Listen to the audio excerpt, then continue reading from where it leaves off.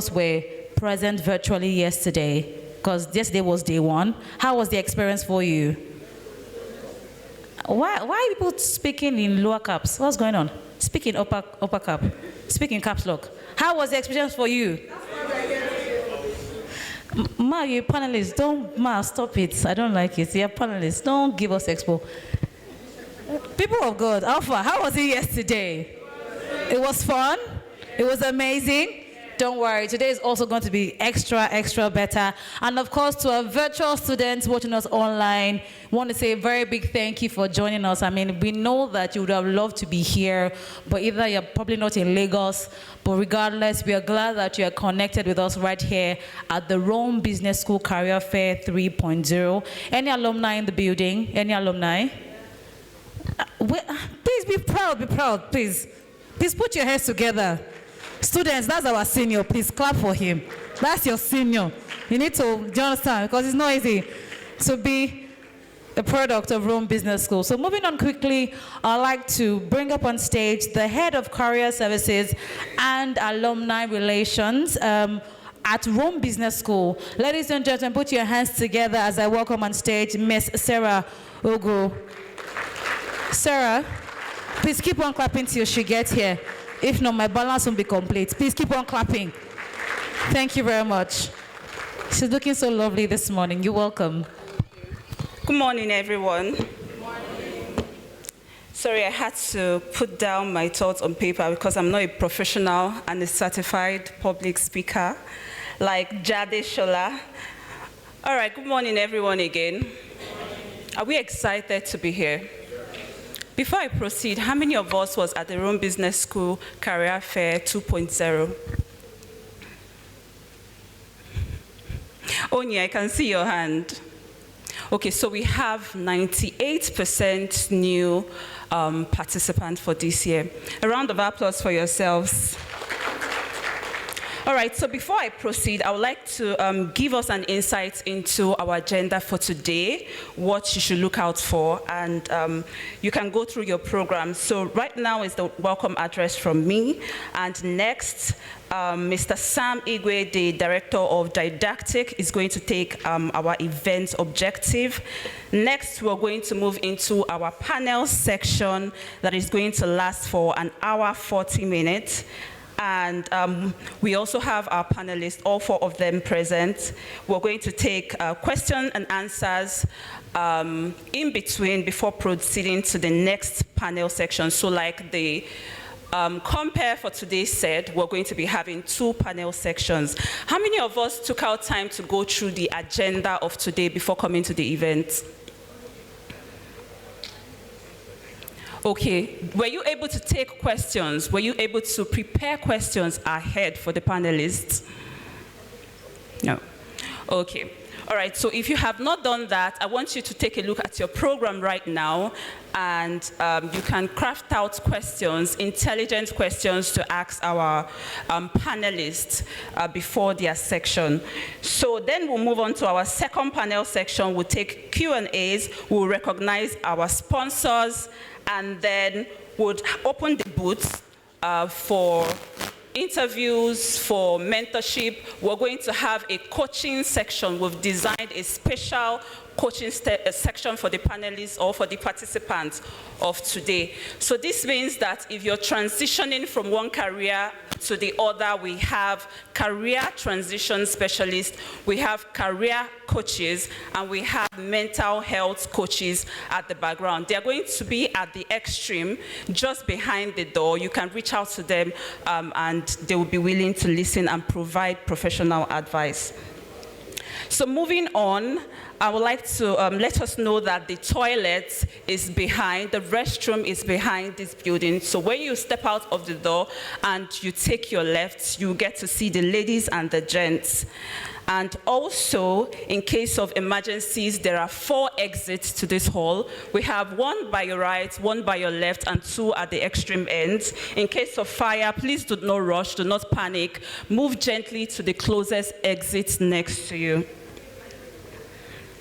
All right, so that being said, I would like to welcome everyone once again, and to let us know that the Rome Business School Career Fair is an annual event where we invite companies to speak with talents to recruit ambitious and professional participants or students of Rome Business School.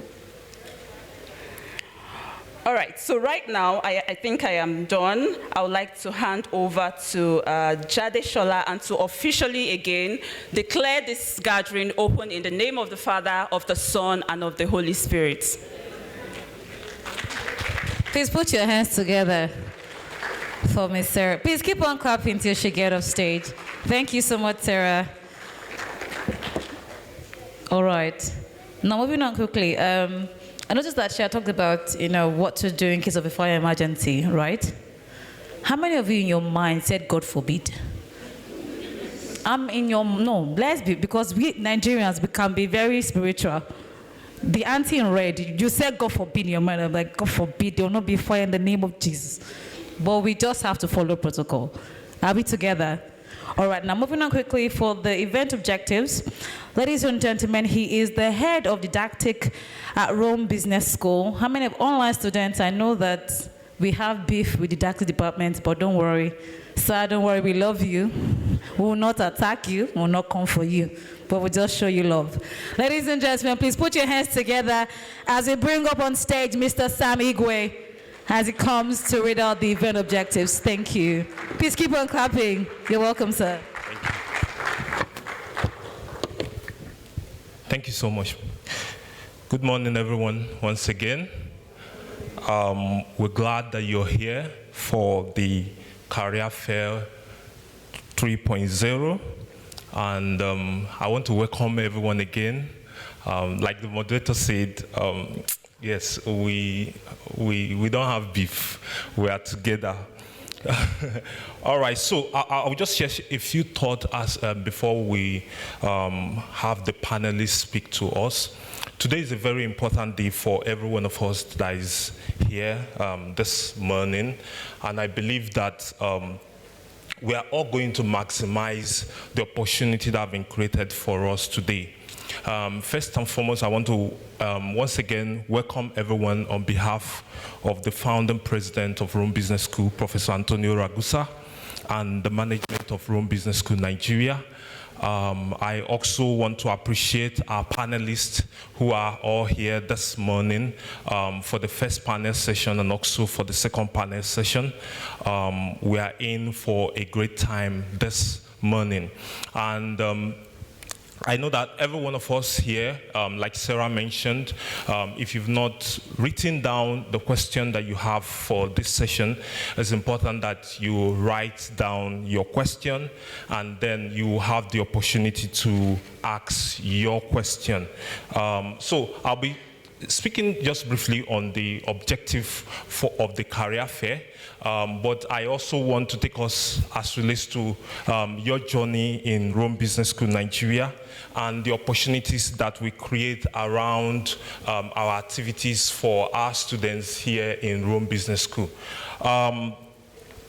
First off is the fact that in Rome Business School we have two career paths for our students, okay? We have two career paths for our students. We have the entrepreneurial part and we have the career path.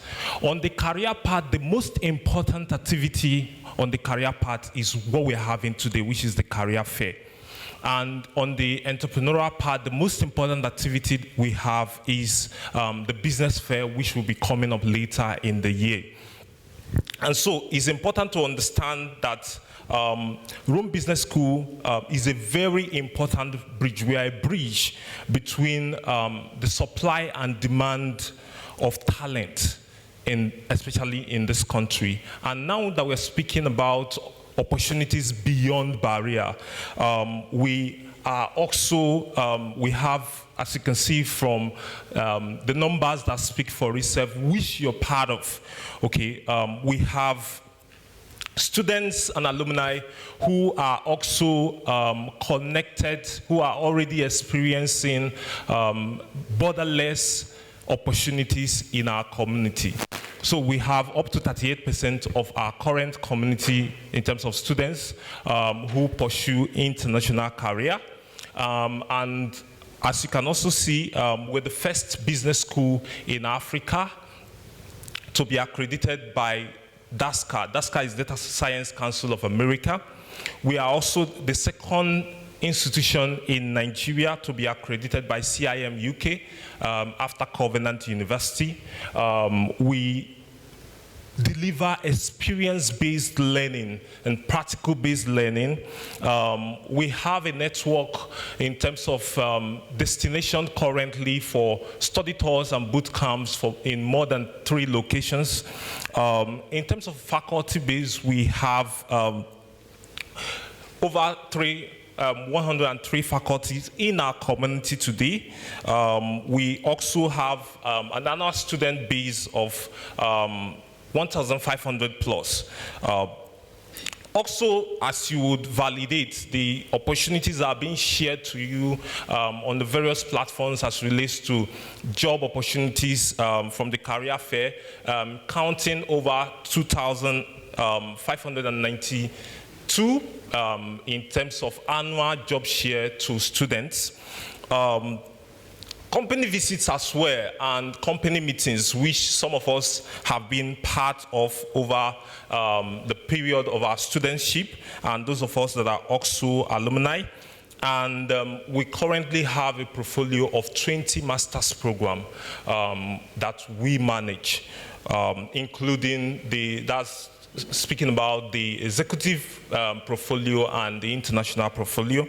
And then we have a wide range of international and national partnerships with corporations and companies that you can also leverage for your own career growth and acceleration. Then also, as you, most of us are participants of the weekly webinars, which happens sometimes twice in a week. So on average, annually, we host over 115 webinars, workshops for our students and our community, just to ensure that all this is geared towards delivering our objective of better managers for a better world. I will just say, this is from me. I won't have this and I will not say something. All right, so the coming together of 2 words, education and business, is a relationship that fosters talent deployment and development. And that is what we are doing today. And that is what business schools are about. The fact that we're able to connect academia and business together to be able to deploy talent and also ensure that these talents that are deployed, we are also participating actively in the development of talent. And it's on this note that I'm going to just share 3 key thoughts that I feel that is important as we move in this conversation. The first is the concept of strategic inflection point in career. And this is a thought that, a concept that was promoted by a co-founder of Intel, okay, in terms of business strategy. But it also connects to your strategy as an individual in terms of building of your career. A strategic inflection point is a major change in the competitive landscape that requires a fundamental change in strategy. And in today's world of work, the landscape is changing, both for employers and for employees. And so the strategic inflection point is that point where you get to in your career, and the decisions you make will either signal a catastrophic decline, as you can see from the graph, or an exponential growth. If you look back in your career, you will know, or in your life generally, you will know that there are certain decisions that triggered exponential growth. The same applies to your career. And as we begin to listen to the panelists, it's important that we take in the learnings that will help us, that as we progress in our career, we are able to take advantage of every strategic inflection point that we have in our career, and then we experience exponential growth. This is very important because you need to begin to ask yourself certain questions as to what are the changes that are happening in your industry. That could be an inflection point. You also need to ask yourself, what are the changes that are happening in your country? That is also an inflection point. You also need to ask yourself, what are the changes that are happening in your organization? These are important questions that you take home, and then answers to these questions can also signal decisions that can help you progress in your career. For us, is that our objective in Rome Business School is that at the end of the day, you're able to have exponential growth in your career. And every one of us seated here is found in one or two places, in one part of the next slide. Okay, this is the bell curve. You're either at the point in your current organization. For those of us in HR, I have legends in HR. How many of us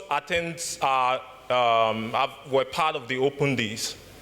Any of the open day before enrollment? Okay, there's always somebody I mentioned during the open day, and I say that he has 2 PhD, but he has never worked in the academia core. He's seated here with us, so you are going to listen to him, and that's Dr. Nijinji.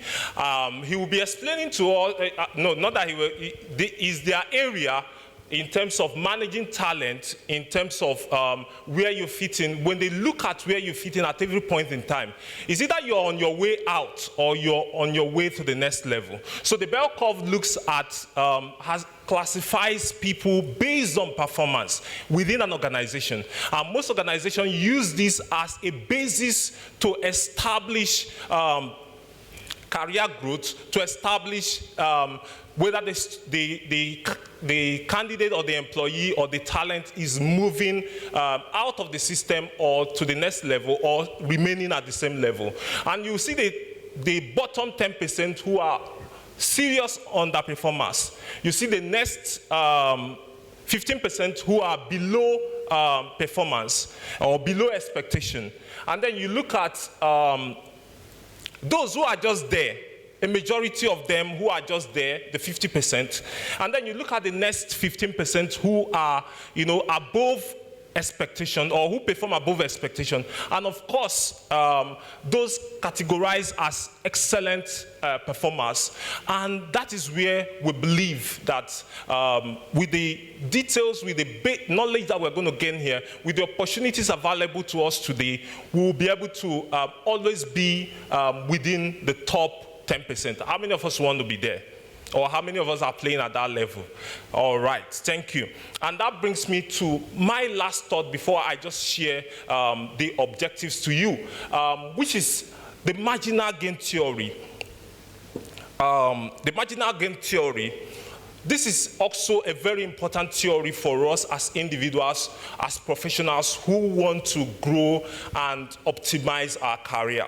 The principle is that small incremental improvement in any process amounts to a significant improvement when they are all added together.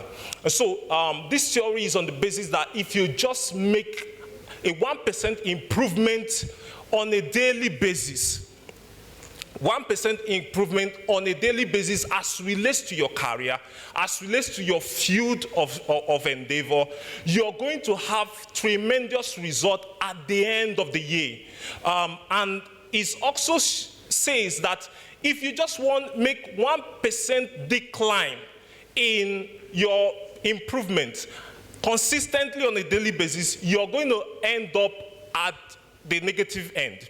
Now, those of us that are surveyors or that knows 1 or 2 things about surveying, you would really understand this, that an inch error from a starting point going far in front can result to kilometers of error. And so the theory of marginal gain is very important for us as professionals, that as we're seated here and we're moving from here, we are progressively making incremental progress and incremental development and growth in terms of enhancing our skills, our capacity, and our leadership potential in our career. And that brings us to the opportunities available to you in this career fair. It's in threefold. One is on the fact that you're going to gain knowledge here. And in terms of knowledge, you're going to gain knowledge that will impact on your skills and your attributes. You're also going to learn in terms of behaviorals and values, because the panelists that we have, they are seasoned professionals, like I mentioned, and they are going to be sharing some values that are also very important for you to grow your career. And then you are also going to have some form of social awareness, some sort of cultural intelligence are going to be shared with us today. And then on the second part is as relates to growth, which for every one of us, that's why we have recruiters also present here, is that there's going to be growth on the aspect of recruitment. There's going to be growth for you in terms of opportunity awareness. You're also going to have career options on this part here today. And then the third part of it is visibility, which is also very, very key and very, very important. And on this part of visibility is for the employee and for the employer. For the employee, in today's world, we're talking about personal branding. And so this platform provides an opportunity for you. I've seen some of us have taken pictures. It's also something that you can share on LinkedIn. It's also something that you can tag the companies represented here and tag Rome Business School. This platform provides an opportunity for you for personal branding, and also for the employee, for the employers, the organizations represented here, an opportunity for employer branding, and of course, networking. It provides a very big opportunity for every one of us to network, to connect, and to interact. So the focus is on your career. And then I close on this thought. And I believe and I hope that today will bring returns to you in terms of your return on investment. And you may ask what investment. You've invested your time, you invested your energy to be here. And this is how I feel you can get the best return on investment today. So ensure that you engage. Ensure that you impress when you go to any of the stands. Ensure that you network. Ensure that you connect, and it doesn't just end at that. After today, ensure also that you follow up. Thank you so much.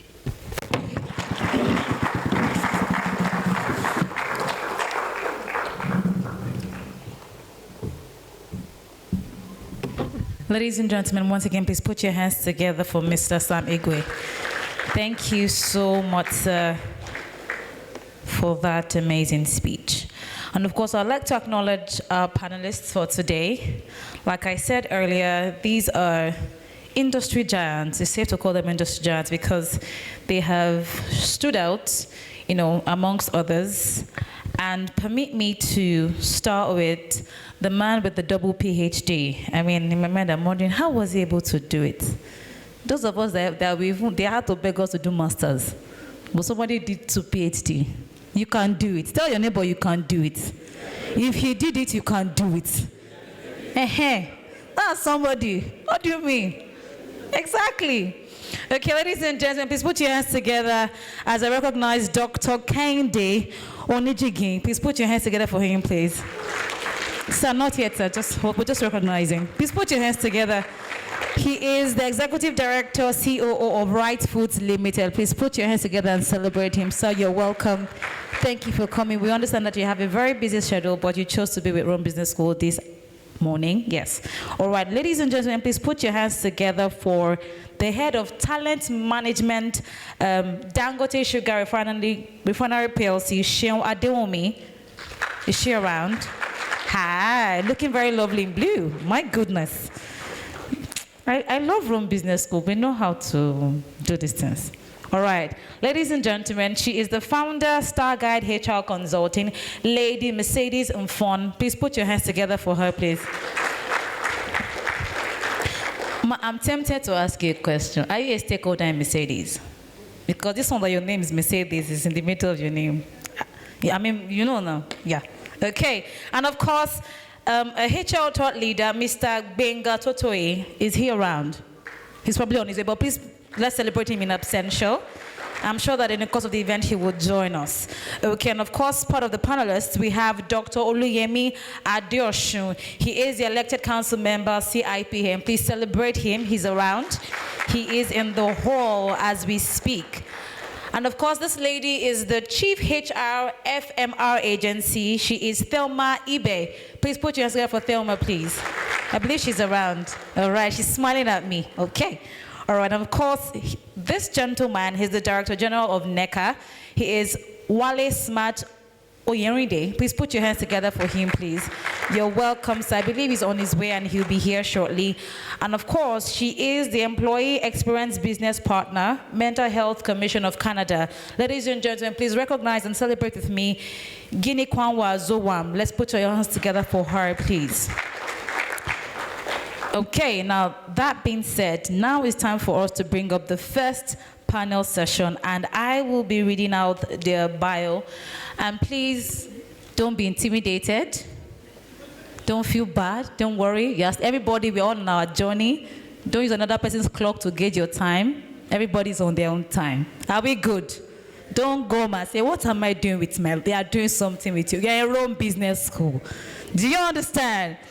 Okay. So our first panelist to come up, he is the board-level business executive. He is a board-level business executive with strong background in people management, strategy, and execution.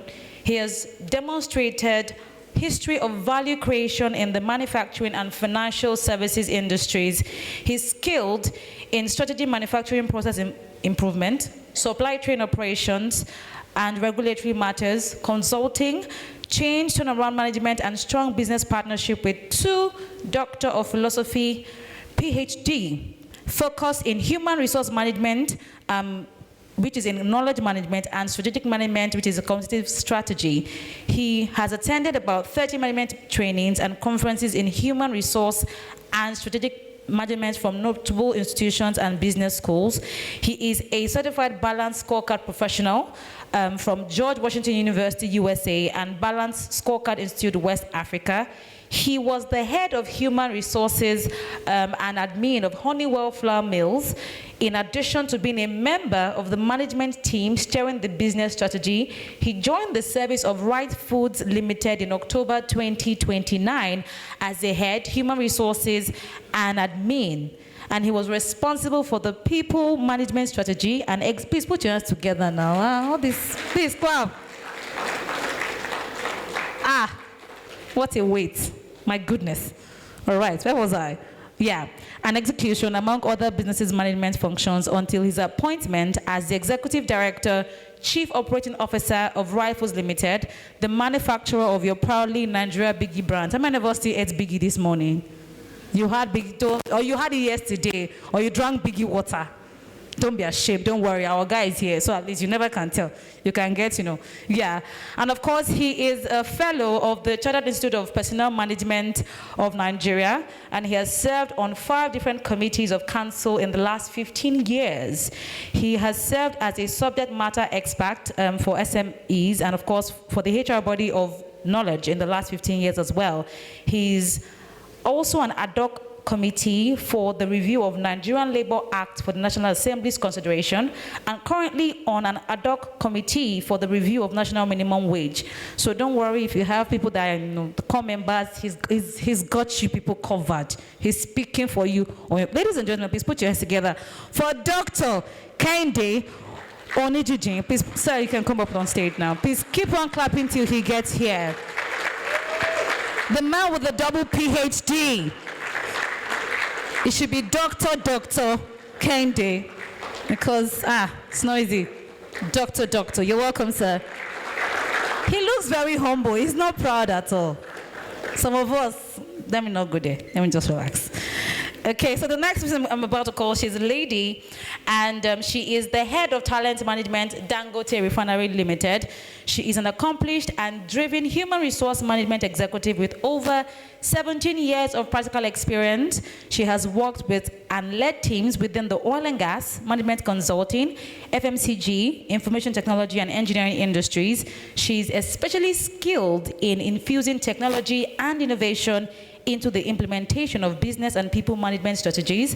She's highly passionate about developing and adapting great work culture, collaborating effectively with relevant stakeholders on various initiatives to deliver value to both people and leadership. She is the founder of Geminil Consulting, a talent sourcing and capacity development enterprise born out of passion to improve talent sourcing in the labor market and provide job opportunities for competent professionals.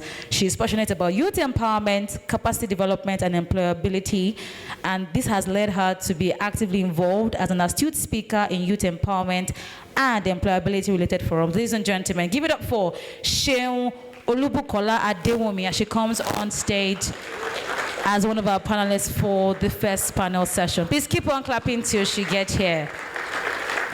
Is how our panelists, they look very humble, but they carry weight. That's how we do it. All right, now this next person is a lady as well. She's known as Lady Mercedes. Ma, did you drive a Mercedes today? Don't mind me, no, all right. Okay, she's a luminary in the global human resource landscape, armed with an MBA in Human Resource Management and a distinguished professional postgraduate qualifying diploma in Management, Consulting Practice, and Organizational Transformation.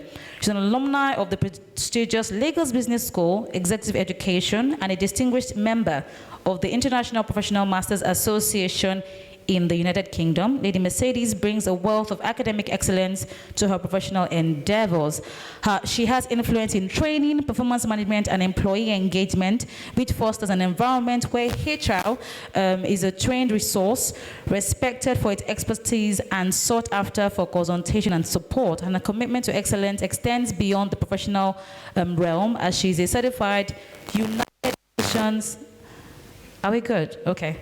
She is a certified United Nations SDG advocate, and she's actively engaged in the community where she serves as a liaison officer at the content workshop, contributing significantly to the eradication of rape culture in Nigeria.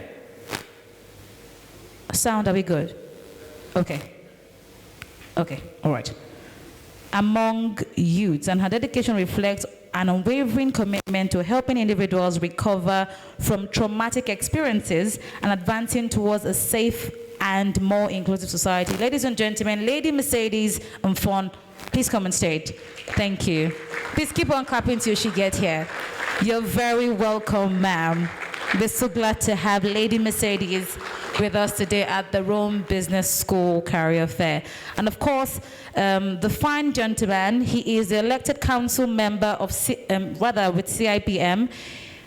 He's an accomplished and skilled human resource executive and researcher with over 21 years of experience across high-profile industries, including power, oil and gas, telecommunications, broadcasting, real estate, advertising, academia. Please put your hands together, please. Clap, clap, clap. That is quite a wide range of industries, if you ask me.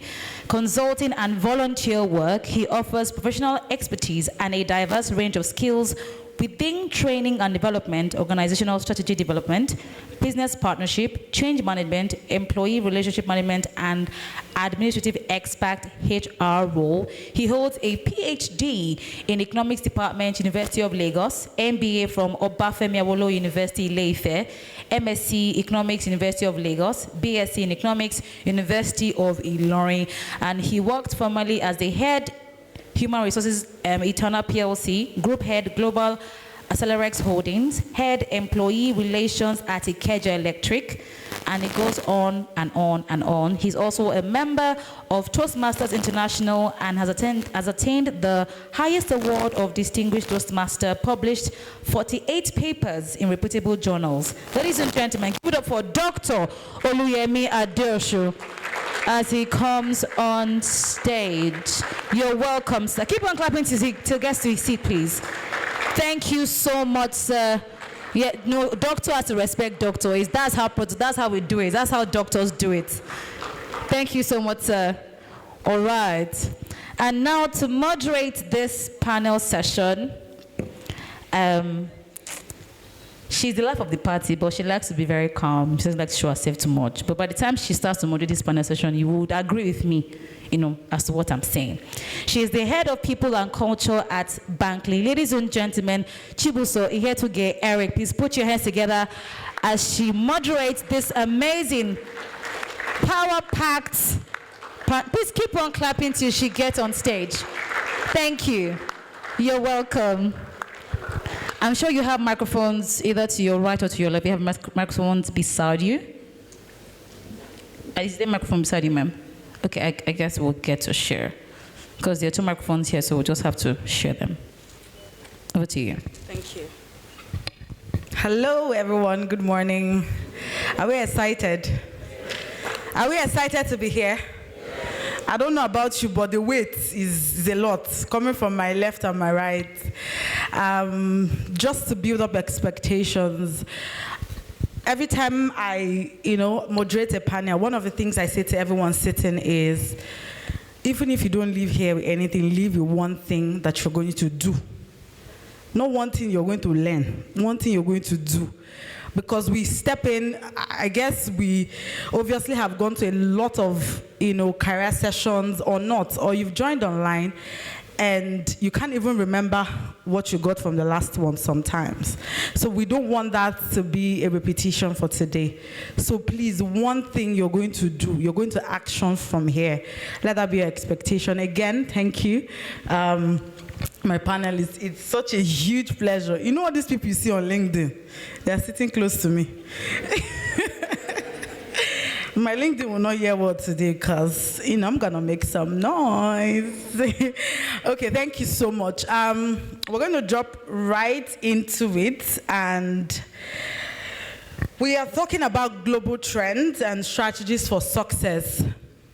One of the interesting things when she was reading the profile of our panelists is you can see that they are doing things that transcend beyond Nigeria.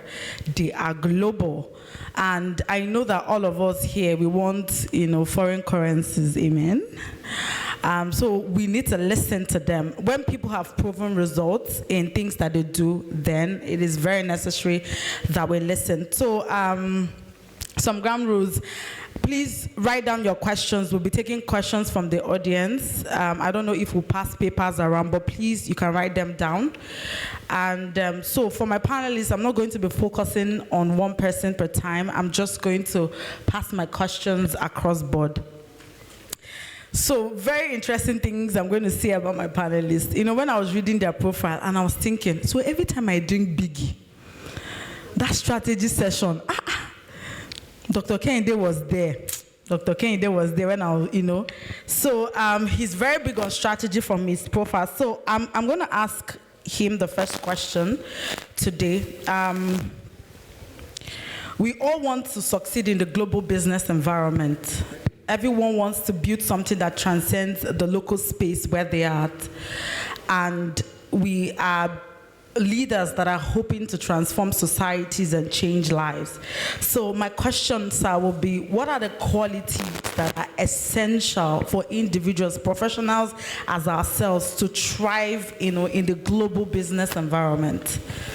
Dr. Kehinde, that question is for you. All right, thank you very much. Good morning once again, gentlemen and ladies. Don't mind me, I'm putting men first because of my gender insensitivity.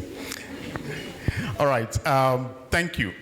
What are the qualities that you actually require to play well and successfully in a global market today, irrespective of your industry and your core, your professional core? You will agree with me that today, if there is any time, or there was any time, the whole world is in turmoil. The time is now. And every institution, every organization is looking for problem solvers. And I tell you for free that anywhere you go, anywhere in any continent, people are craving for solution providers who can navigate through the current unprecedented, uncertainty, ambiguous economic environment. And then for you to be positioned in such an environment that you can create value or add value or improve values, first thing I think, in my opinion and experience over the years, is that as a person, you must think creatively. You must be a creative thinker. I'm not saying you should be a good artist like Michelangelo. I'm saying that in your mindset, you must think possibilities. Never say no. Always say yes to anything and every complexity. And that's the first thing. And the second, that is like it, is your capability in diagnosing issues and problems. And that's what I call problem solving. You must be able to scientifically analyze issues. And if you are hiring, for some of us that are in HR space, if you are hiring anyone to solve a problem for you, and is not able to analyze issues, then there's a problem. I will add this to it. In your problem analysis, your perspectives matter. And I will say that you must have this, what we call global perspective. By global perspectives, I'm not saying you should think like an Asian, or think like an European, or think like a Portuguese, but you look at things from the global views, which you call eagle eye or helicopter perspective. Don't be sentimental to your environment. Look at things from, okay, I see your point. I have a strong point, but I get your point. You must be able to see things from different angles. Otherwise, there's no way. If you see things, for instance, from your tribal perspective, or from your orientation, or your background, or your industrial perspective, the likelihood that you fail is very high. So it is important that you see things from global perspective, and then you are culturally aware. You'll be dealing with a lot of people on any project, on any assignment, on any endeavor. People that are within your space, that are things like you, people that are out of your scope, that will not think like you, irrespective of, haven't you been at a meeting and you have a very strong point to present, and you have made a very strong presentation, well-researched well thought out, views, and somebody said, "Gentlemen, I'm struggling to understand. Could you please come again?" And then you are wondering, what was wrong with your ears when I was presenting this thing with all this data? Are you saying data? You'll be wondering, but that is the beauty of diversity. That is the beauty of the world we are today. That perspective that under individual is bringing to check your presentation or to check your views is important, and you got to listen. You cannot say because, I'm kind, you need to have a PhD. What are you talking about? No, there is a guy without a master's degree who has a profound idea, who can tweak your views and change your direction to better. So as a professional, or as a growing professional, you must be sensitive to this point that you understand perspective of issues from every angle. And lastly, before I drop the microphone, you must be yourself. You know what we call candor? You know what it is? You must be transparently honest to yourself. You must be brutally sincere to your capability and incapabilities. You must know your limits. In summary, you call it emotional intelligence. Very key. Without it, you are going nowhere. But if you have it, even without so much skills, it means you are going places. Thank you very much. Thank you so much, Doctor. Just a recap of some of the things he said. I remember he said the first thing is to be a problem solver. He said never say no. All these people that will be given tasks in the office, every time is no. Doc said don't say no. And when he has 2 PhDs, please listen. And secondly, he said analyze issues. And just not analyzing it, but analyze from a place of global perspective and be yourself, emotional intelligence. So my next question will go to Michelle. I'm a HR professional and I'm also a recruiter. And we see that when we bring out certain CVs, say you're hiring an accountant for a financial institution, most times people are looking at, oh, have you worked in a financial institution before? But the lady sitting close to me has experience across various industries. IT, telco, oil and gas, engineering. So my question will be, what were the initial steps you took to establish yourself as that HR across these industries? How did you do it? Good morning, everyone, once again. Good morning. Now I'll start with ladies and gentlemen. We'll flip it around.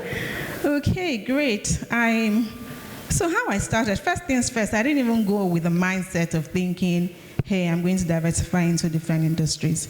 I think, in fact, it didn't occur to me that I had explored several industries until maybe by my 4th row. But more importantly, I think particularly for HR, accountants, for generalist roles that are not necessarily technical, keep an open mind. Your competence is what opens doors for you. It's not so much so the industry. Before I became the head of talent management for Dangote Sugar Refinery, I had never worked in the FMCG space. I had done IT, I had done oil and gas, but it was my first role in FMCG. So sometimes it's not so much so the industry, but your competence and capacity, right? Be good at what you do. Right, so there's a lot of generalization. People talk a lot. There's a lot of cheap talk. People are great at talking, but when it comes to doing the work, it's a different ballgame. But the critical qualities, your ability to be a team player, teamwork, know your stuff, develop your competence so much that if you had everything else and the only snag was that you were not an industry fit, it would be so inconsequential because you're so good at what you do. So focus on developing yourself in different contexts. Your networking is also very important. The way I see it and the way it played out for me was, I'm an HR professional, and even though I would have to understudy the industry, right? It's all learning. Keep an open mind and be ready to learn. As long as you're ready to learn, you're good. I had to learn the FMCG space. I had to also engage other people, other HR professionals who had been in the FMCG space much longer than I was. I was not ashamed to reach out to a few people to say, hey, I'm now in your industry. Can we have a quick chat? Right? Here are the things I'm facing. Here's what's different. With IT, it was completely different. In oil and gas, I had to start studying the regulations. What are the oil and gas regulations in Nigeria, and how would that help me succeed in my work? So being open-minded to read, right? Read, speak to other professionals. Don't think, oh, it's just HR, so here I am, I'll adapt it. You're setting yourself up here. So, can you hear me? Okay, so first things first, be open-minded and be ready to learn. Know the regulatories in that industry. Right, know the regulations. What does the law say in this industry? There are some organizations that have labor law, that have, unions. Where I came from, there was no union, having to adapt into a unionized organization as well. So do your research and identify the key difference and be ready to be adaptable. So be open-minded about being adaptable and engage other stakeholders who are playing in that. And I think being in forums like this is also a good way to prepare yourself, right? And then don't be a local champion. Beyond talking to other people here, check globally as well. What's happening in the global space in this industry? If you desire to be in an industry, you need to make the effort to prepare.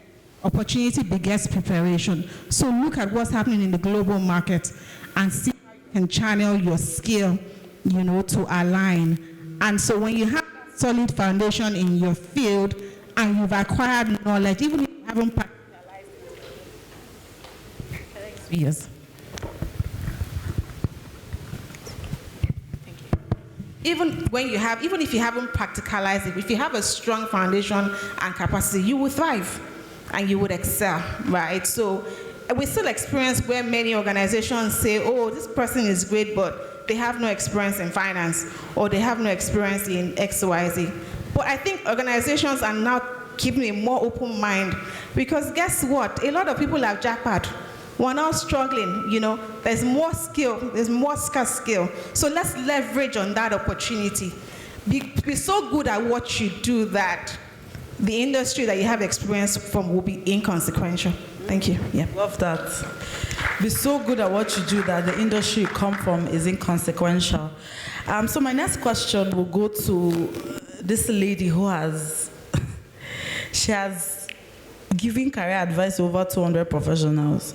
And I like when they call her a global HR, because we are talking about global trends. So Lady Mesdes, some of us want to work in international companies. I know some people here, they've been eyeing one company, you know, and they're like, how do I even get into this space?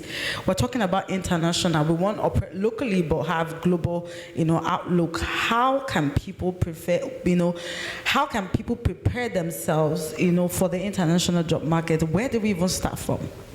All right. Hello, everyone. Good to be here. Hi. So we'll just go straight into it. So there are two sides to this coin. To get an international job, you either migrate or you work here, you live here, and then you work with an international organization, either as a remote employee or even with a multinational. So I'll just give an overview of the three important things you must do, and it will encompass those that want to travel and those that want to stay back here. So the first thing you must do if you're traveling is to research the countries you want to work in. Some people say, I want to work with an international organization, but they don't know where, even when they want to travel. They're open to anything, and that won't do. So what you need to do is have a plan A, B, or C. A, B, and C. What's your first choice, your second choice, and then your third choice of the country you like to work in? That's if you're traveling. Just research their work-life balance, research their culture. Look at your career. Will my career thrive in that organization or that country I'm going to? What's the demand like? What are the industry-specific requirements? That's what you should do. Now the second one, if you're going to travel, you need to know about the visa requirements. What will it cost you to get a work visa? What are your options to getting into that country? Will you have to go to school for a while? Will you have to get a bridge job before you get your dream job? And then the third thing to do is to look in the mirror, assess yourself. If you're traveling or you want to work with an international organization, look at yourself. How relevant are your qualifications? How relevant are your certifications? How relevant are your degrees? I remember when I was trying to get a job, or let me say, get into school in the US. I was running a master's degree with one new organization that came to, a new school that came to Nigeria at that time. It no longer exists. They claimed to be international. And I paid the initial fee. But there was a snag, you know, in my mind about the school. So I called another school in the US, telling them I wanted to pursue, let's say, a PhD. But I was going to come with a master's from that so-called international school that came to Nigeria. And you know what the lady told me? She said, I can't find them here. They're not recognized in our system. So if I had continued with that program, thankfully it was just a small fee I had paid, I would have just been able to get there with my first degree from the University of Lagos. So you have to do your due diligence. Is my qualification relevant? Where do I bridge the gap? What do I need to do? This is where you have to actually conduct a SWOT analysis. So you look at your strengths, look at your weaknesses, look at the opportunities and threats. As we know, SWOT, strengths and weaknesses are intrinsic. You're on your part to groom and to build a gap. And then opportunities and threats are actually extrinsic. So for your strengths, you want to say, if you're migrating, oh, my degree is relevant, I'm strong, I'm resilient, I'm adaptable to change. That could fall into your strength box. And then for the weaknesses, perhaps you don't have enough money. So you need some time to work on your present job or to get a better paying job. That's a bridge job. So that will fall into your weaknesses, but which will become a strength in about 6 months to 1 year. That also works if you want to stay back here and you're looking for a remote job. You're assessing your qualifications. You look at the companies, you have target companies as well. So go there, look at the job descriptions, look at what they require for the role you aspire to fill. Look at their people on LinkedIn. What do they have? How did they get there? Just imagine what they had to do. In fact, you have the facts on their LinkedIn profile. Work towards it. Then look at the opportunities and threats. So for opportunities, for those that are traveling, you might want to say that you have more people, you have people there, you have built a network over time to your destination, and so to be easy for you to acclimatize. And the opportunity could be that by the time you finish your program, if you're going for school first before working, and by the time you start working over there, over a few years, you get back home and then you become a top-level executive. That's an opportunity for you. Threats could be something like unstable weather, unstable job market, high demand, high supply, or very little supply. So everyone is trying to run to the UK, everyone is trying to run to the US or wherever. But you need to know, what are you up against? What are your chances? So those are the threats. So essentially, research the organization, research the countries you want to work with or work in. Firm up your visa application. What are immigration plans? You need to firm that up. Start in advance. So if your goal is to move in 1 year or to work in an organization in 1 year, start now. Start today to firm up your plans, because you don't want to get a job and then you're not ready. You're not ready to move. No one will wait for you. And then the third one is look in the mirror. Assess yourself. Be honest. Be brutally honest with yourself. Thank you so much. I hope we got that for us that are looking to Japa. Okay, so my next question, of course, you know to who, Dr. Oluyemi. I remember casting my vote for him in CIPM. And I'm glad to be sitting here with him. So a quick story before I ask my question. I remember when I wanted to enroll with Rome Business School, I was saving for a car. I still don't have a car, so in case you want to give me a car, I'll love it. And I remember making that initial deposit, and my sister said to me, you have a lot of projects on your hands. Are you sure that you're going to carry this? By the way, I've graduated from Rome Business School, and I paid all my fees. I'm not owing them any money. Okay, yes, but I knew that I needed something that could, push me out there, especially because of the global outlook of the school. You hold multiple advanced, not just multiple. Did you people hear his profile? Advanced degrees and certifications, you hold that. So, and she talked about developing yourself. We want to know, we've heard how very important it is to, develop yourself, continuous learning and all that. But from your perspective, from your stories, how important for you to do 1, do 2, do 3, that means there is something that a lot of people who are not pursuing it do not know. And that's what we'd like to ask you. What is the importance of all these advanced degrees that you've acquired over time, and how, it can help us in this global trend pursuit? Thank you, sir. Thank you so much. Good day, everyone.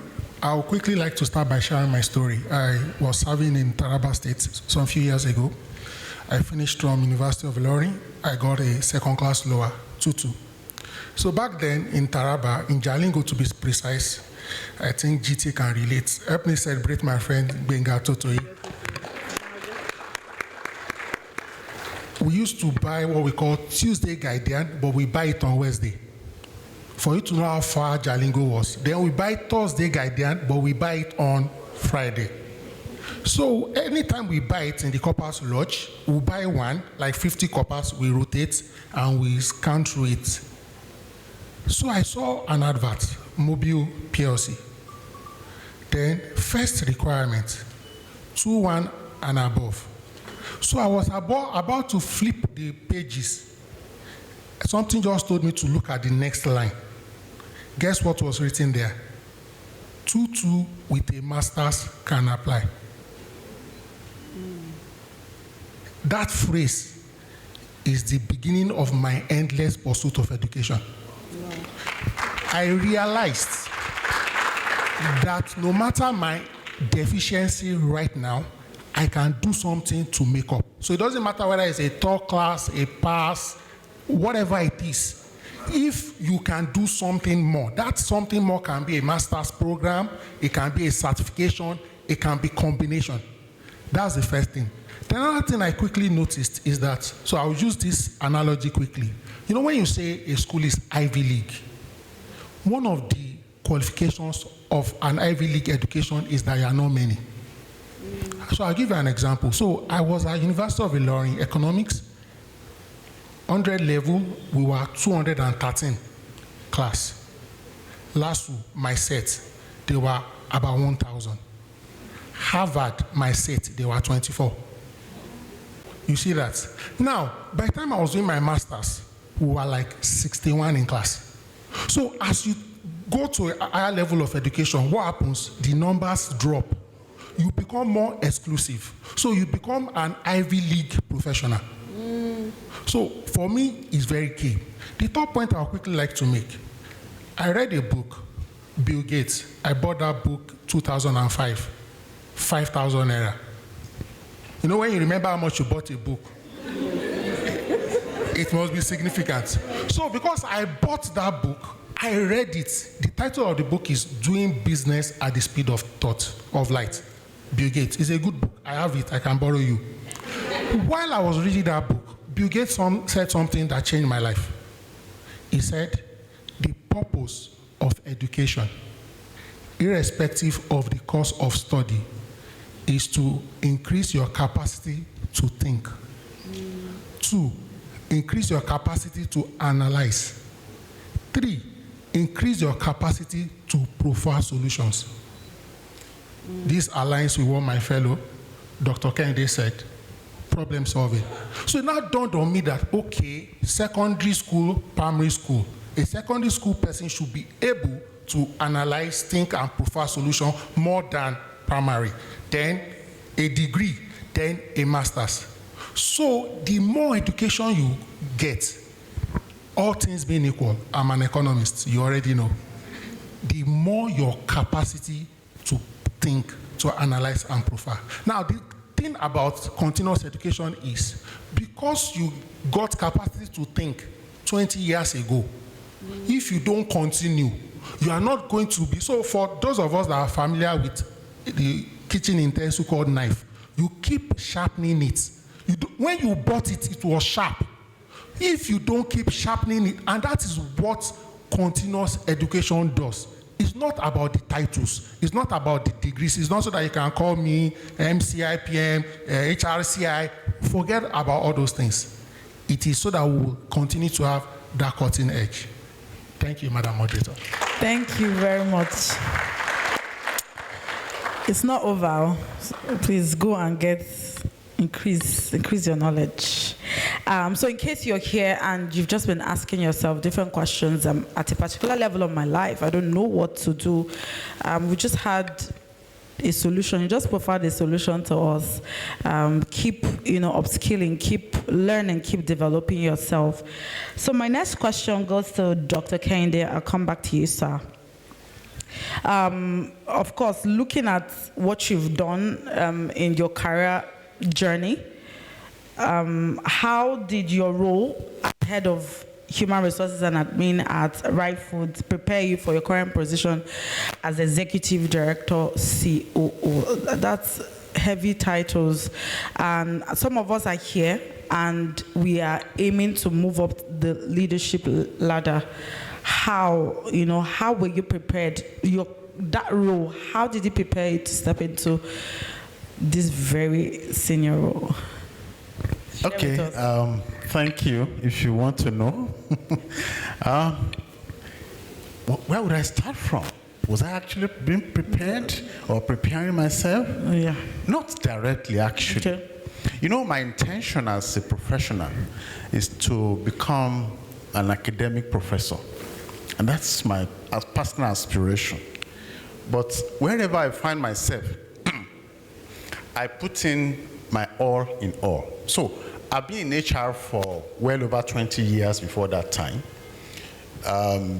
As HR person that I am, forget my current responsibility, my veins is HR fluid.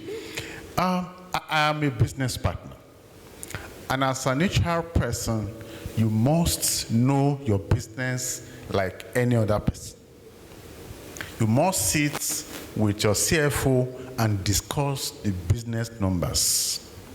You must sit with every functional head in the production, in supply chain, procurement, foreign and local, in quality assurance or quality control, or operational excellence, or warehousing, or logistics, or transportation. Every facet of the business, you must sit to understand, because you are a service provider anyway. So as HR person, I was involved in almost every facet of the business. At a point, people were wondering my background and my qualifications. The company secretary will be arguing with me that, Doctor, you say you are not a lawyer.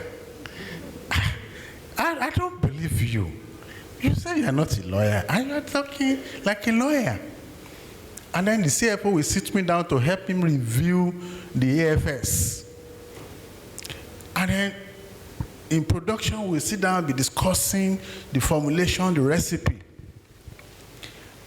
At a point, people didn't even know I was actually in HR. But that was my primary occupation. So I figured that somebody or some group of people are watching somewhere. When I was joining the organization, I had no thought of anything other than HR. I thought I was just going to do HR and then leave for something else and carry my chalk and blackboard and start to teach. I mean, that was my intention. But people were watching, because it has always been me. Even prior to joining my current organization, everywhere I work, I am not just an HR person, I am part of the business. So when you hear our friend Dave Orish's concept of HR business partnership, that's exactly what you should be doing. You are a business partner. You are not just hiring, recruiting, or whatever process in performance management system, or L&D process, or employee relations process. You are not just, you are focusing on that. You're already, it's given, it's taken for granted that you are an expert in those areas. But creating value for the business. Imagine you make your HR dashboard reports at the end of the month and you submit, and everybody just thinking, what are you talking about? Is it HR? Imagine a finance director makes her own or his own reports and gives to the same person, and everybody is screaming and thinking, what are we going to do? Let's have a business meeting. Let's have this and that. It is because of the value attachments.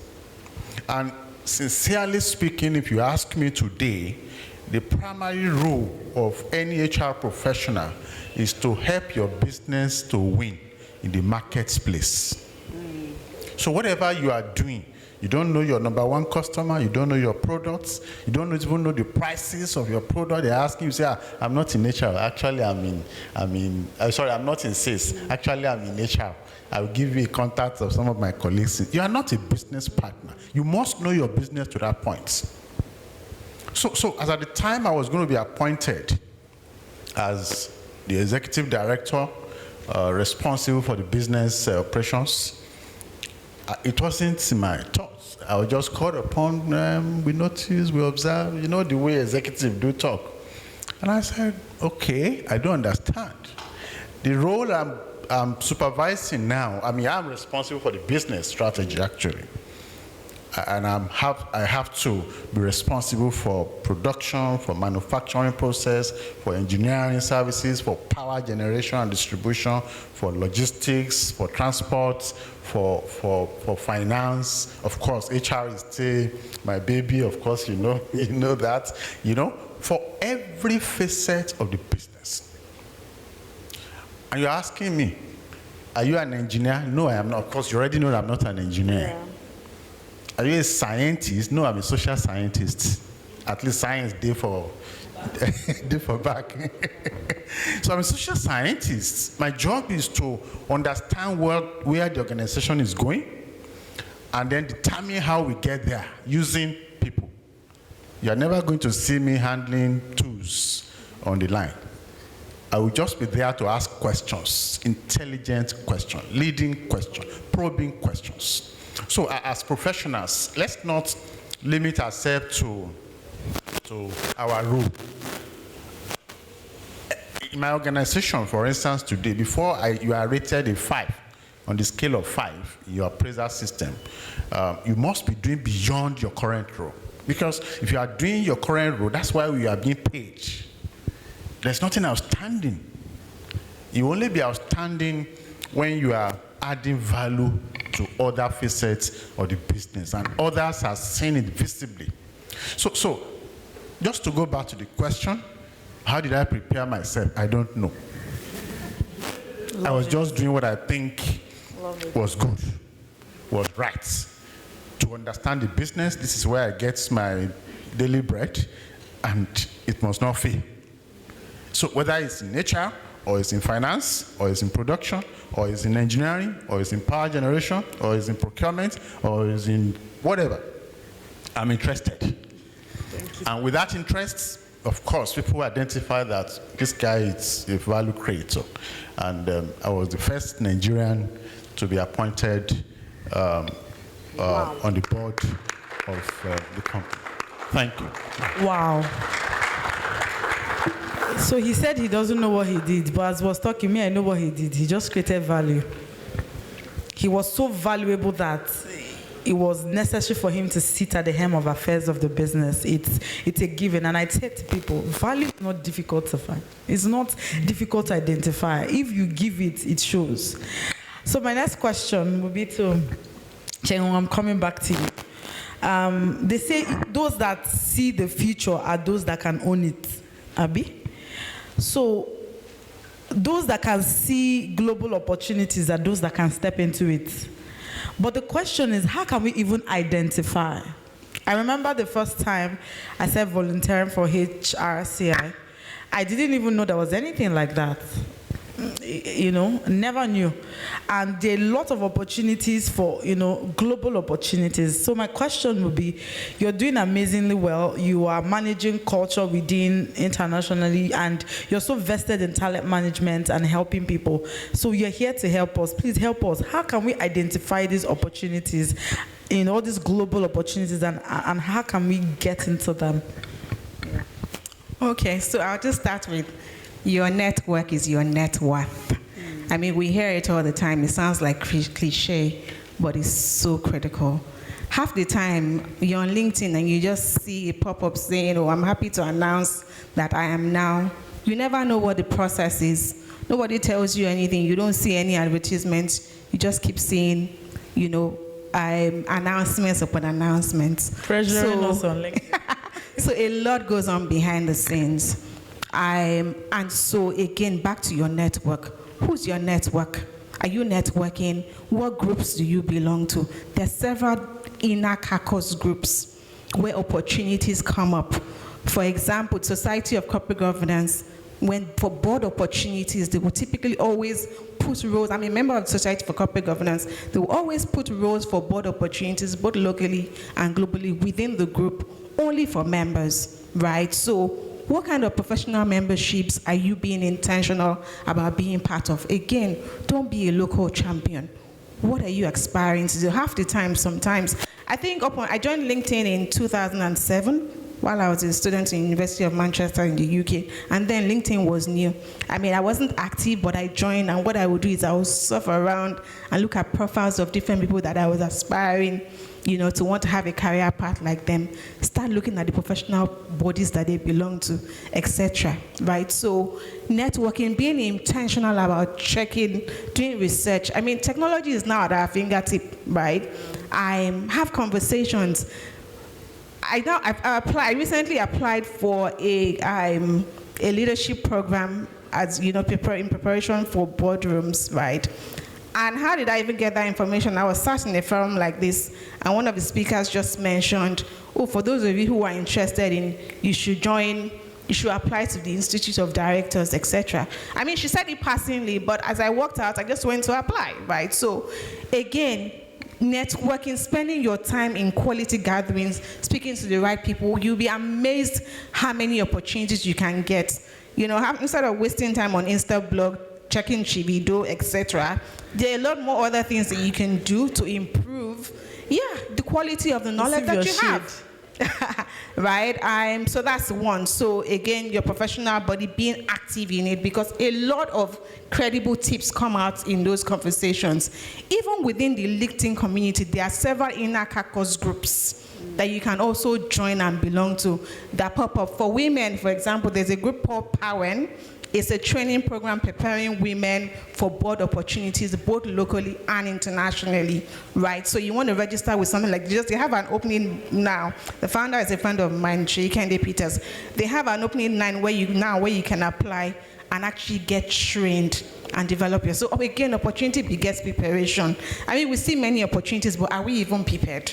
Half the time when they say send your profile, and then you send your profile and you don't even have the qualification, you're not prepared. You didn't do any research. You start, so look at where you want to go and start to prepare. Prepare a map for yourself and actually, because you can hear about the opportunities, but you might not have the qualification to enable you enter that room. So it's one thing to know about the opportunities, and another thing to actually be prepared for it. So being prepared is critical. Your gift will make way for you. So somehow, half the time you're sitting on your own, you're not even looking, and someone sends you a message in your inbox saying, hi, I'd like to. And then, but also again, there's Indeed, there's LinkedIn, there's Workable. A lot of opportunities now fly online, right? You need to be intentional about looking. Also identify mentors who are serious-minded and really intentional about developing other people. Information comes from there as well. Half the time when we see opportunities of, I've just completed a leadership program out in South Africa for 3 months, XYZ, it didn't come by magic. Many times they have sponsors, and when I say sponsors, I don't mean they fund them. Sponsors who are looking out for them and who tell them, hey, there's this opportunity, are you interested? I'll put in a reference for you. It's as simple as that.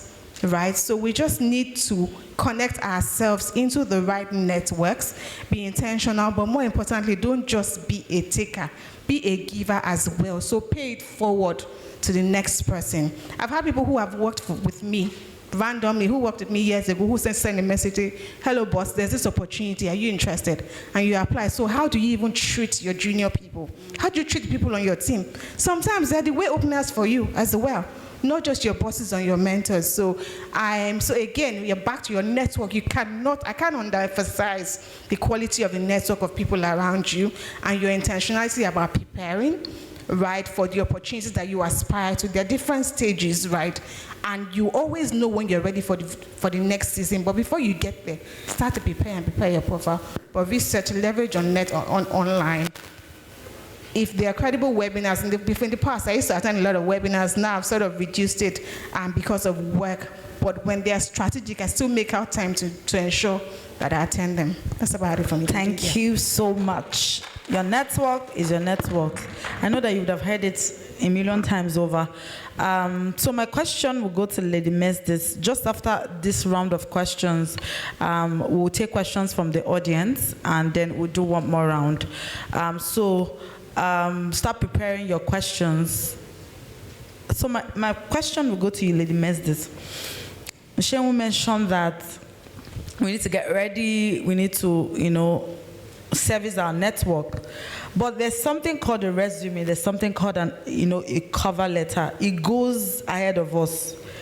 Most times, they don't know me, they've not seen me, but they've asked for it, right? And we're talking global opportunities. And we've heard so many times, adapt your CV, don't keep it for just one job, adapt it and all that. So my question would be for job seekers who are looking for international opportunities, how should we prepare ourselves via our cover letters and our resumes? All right, so your CV, your cover letter, your resume is your marketing tool. So like she said, it goes before you. You never can tell where it will go. You have limited time, limited space, but your CV goes everywhere and it speaks for you before you get into the room. So you should take care. You need to be sure that your CV is actually speaking the right things for you. I've seen lots of CVs, I'm like, what is this? People don't understand what CVs are, resumes are. You see things like hobbies that should not be there, or you see just people put responsibilities, their job title and lots of responsibilities, no impact. What exactly did you do? Now, if you're recruiting for a role, we know exactly, okay, we have an idea of what you should have done. But what are you telling us? You tell us what you achieved in the organization. What was your impact? If you don't put your impact on your CV, it's just a blank document. Anybody can get a job description from Google or even ChatGPT and put it on their CV and say, this is what I did, or this were my responsibilities. One thing you must be aware of is the CV format. Have a CV format. It's an international job, yes. So we have a format in Nigeria. Do we really have anyone? Not really. But the UK and the US, they have different formats. Now we say don't put your photograph on your CV. I still see that a lot here. Well, we are not too strong on that, so it can pass. But it will be surprising if you do so, maybe applying for a job in the US. So wherever you want to apply, remember we spoke about target countries. Yeah. What CV format is acceptable in those countries?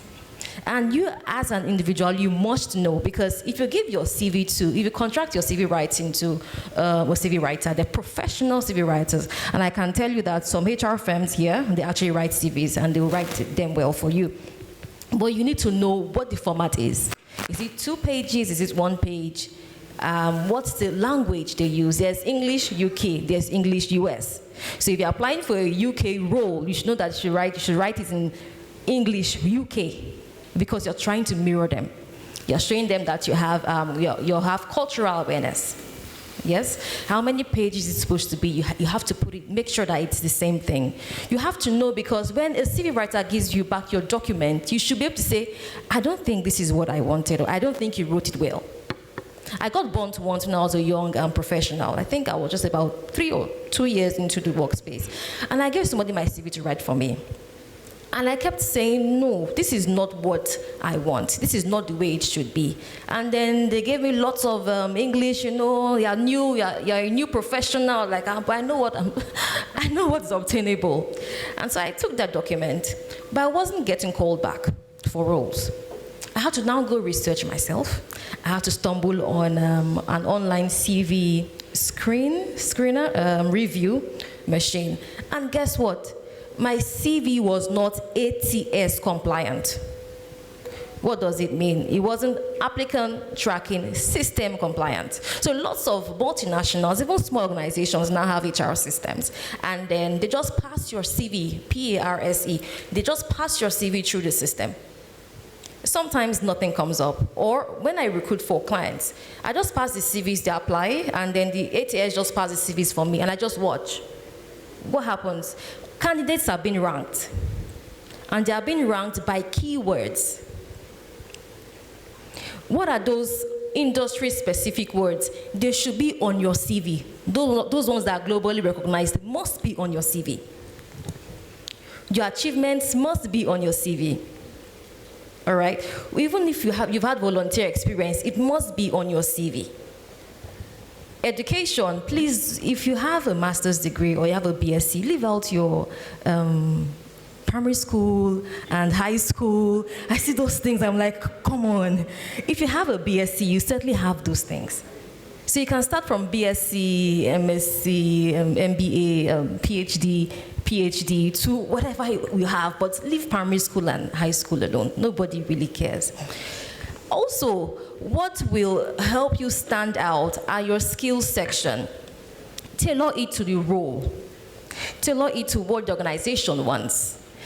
Forget about Microsoft Word, Microsoft Excel, nice to have, yes. But for international roles, you're looking at the technical skills, you're looking at flexibility, you're looking at multicultural awareness, you're looking at teamwork.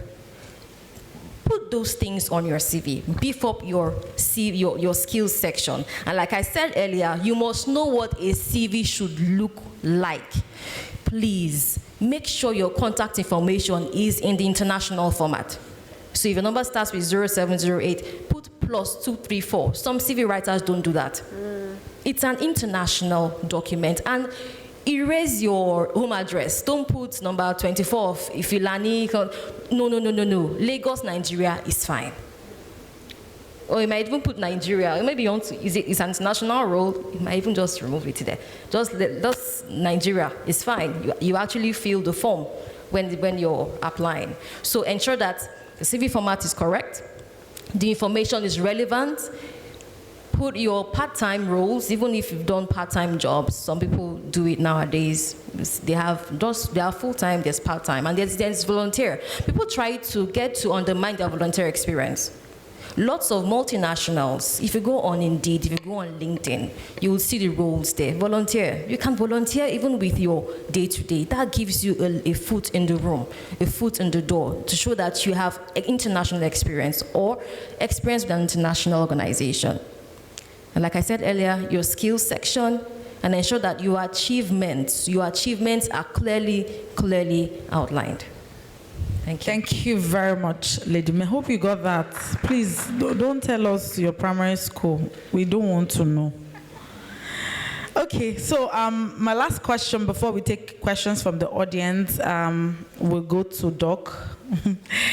So we talk about the future of work, and we want to know, all of us, we're also looking at the global trend. I keep mentioning that a lot, so that some of us don't lose focus.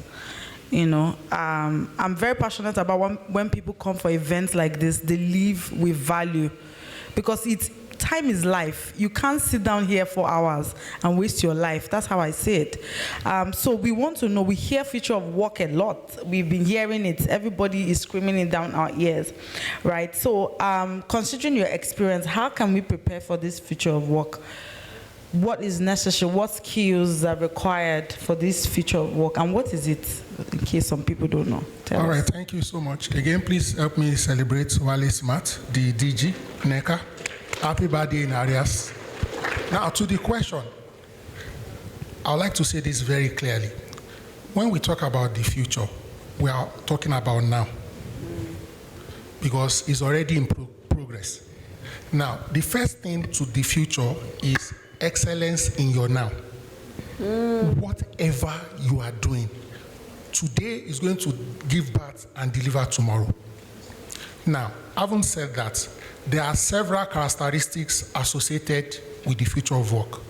One of them, for example, as explained by the World Economic Forum, they mentioned the top 10 key skills. All the skills they mentioned are in them. For example, the number one skill is called cognitive flexibility. You know what cognitive means? It means intelligence. You know what flexible means? It means to be flexible. Now, one of the most rigid people on earth are intelligent people. Knowledge can become a barrier. And because knowledge is changing, evolving, is dynamic, you must know when to listen and pay attention to be able to identify that things have changed, the cheese has moved, and you can move quickly. That's very key, all those skill sets. Another set of things that characterize the future of work is the usage of technology and tools. So, for example, there are different categories of technology, and just to make it simple, okay, Excel is a tool, please. As ancient as it is, it's still a tool. So your Microsoft Office is a kind of technology, but you can now bring it a little closer to today and talk about, she mentioned one or two already, ChatGPT. So there's a generic word, for example, we call it generative AI. There are different forms, all this ChatGPT, Gemini, Cloud, and so on and so forth. Okay, and other things like machine learning. If you now want to go a little extra, coding in general. Okay, but please, I would need you to note this. No one should be afraid of the future. There's no fear about it. It's as easy as your mobile phone. Many of us will never read our mobile phone manual, and we are using it. So the first thing is just embrace it. Now, one of the things you need to do, and for those of us, I know many of us are young, but a few of us are slightly older, there's what we call reverse mentoring. So relate with people way younger than you. So when they are discussing, pay attention. So for example, just mentioning, if you are in finance, you will know about stock, you will know about, for example, real estate, but do you know about crypto? Forget the legality of it as of today. Even if it is not so acceptable from the Central Bank of Nigeria, at least what is it? How does it work? What are the different forms? Because that could be the future of what? Money. Now, when you are in any field, so for example, let's take HR, I'm an HR professional, you now begin to say, what are the things that portend the future of HR? This applies to any profession, medicine, engineering. So in HR, for example, you may begin to say, okay, how do we look at, for example, remote work? How do you look at freelance? How do we look at employment that the same person is working for 7 organizations and you are providing service and delivering for us at the same time? How do we look at people working across geographies, across time zone? Now, this future is dynamic. So by 6 months' time, 1 year's time, it has moved. So what do you need to survive and thrive? Much more importantly, you need a mindset that is not fixated on methodology. I'll say that one more time. You need a mindset that is not fixated on methodology, because the method or tool that is sufficient and adequate today may be obsolete tomorrow. It will be like Windows 8. Are we together? So learn things, but learn things and move on quickly. And now, kid, apart from in addition to your mindset, is we mention it a lot, agility. What does it mean to be agile? It means to be nimble. It means to be able to take feedback, work with the feedback, and what? And pivot. Now, this feedback, some of it you won't like it. Some of this feedback will not come from the people you know or people you like. So it doesn't matter whether it is good feedback or, so to speak, not too pleasant feedback. You need to take feedback from your classmates, your friends, your family members, the people that engage with you professionally. Everything they are saying. And that is also learning from a performance appraiser. We call one 360, which means all the people you interface with, because you don't know the very skill that you will need to be able to move to that level. So please, love technology, love tools, experiment, engage, reach out for help. She mentioned it, she entered an industry and she reached out to the people there and to say, what do I need to do? What and what do I need to adjust? So please ask questions. Again, Google is your friend. Thank you. Thank you so much. We could go on and on and on, but we want to take questions. Do we have people who have written down their questions, or do we want to take it from the audience?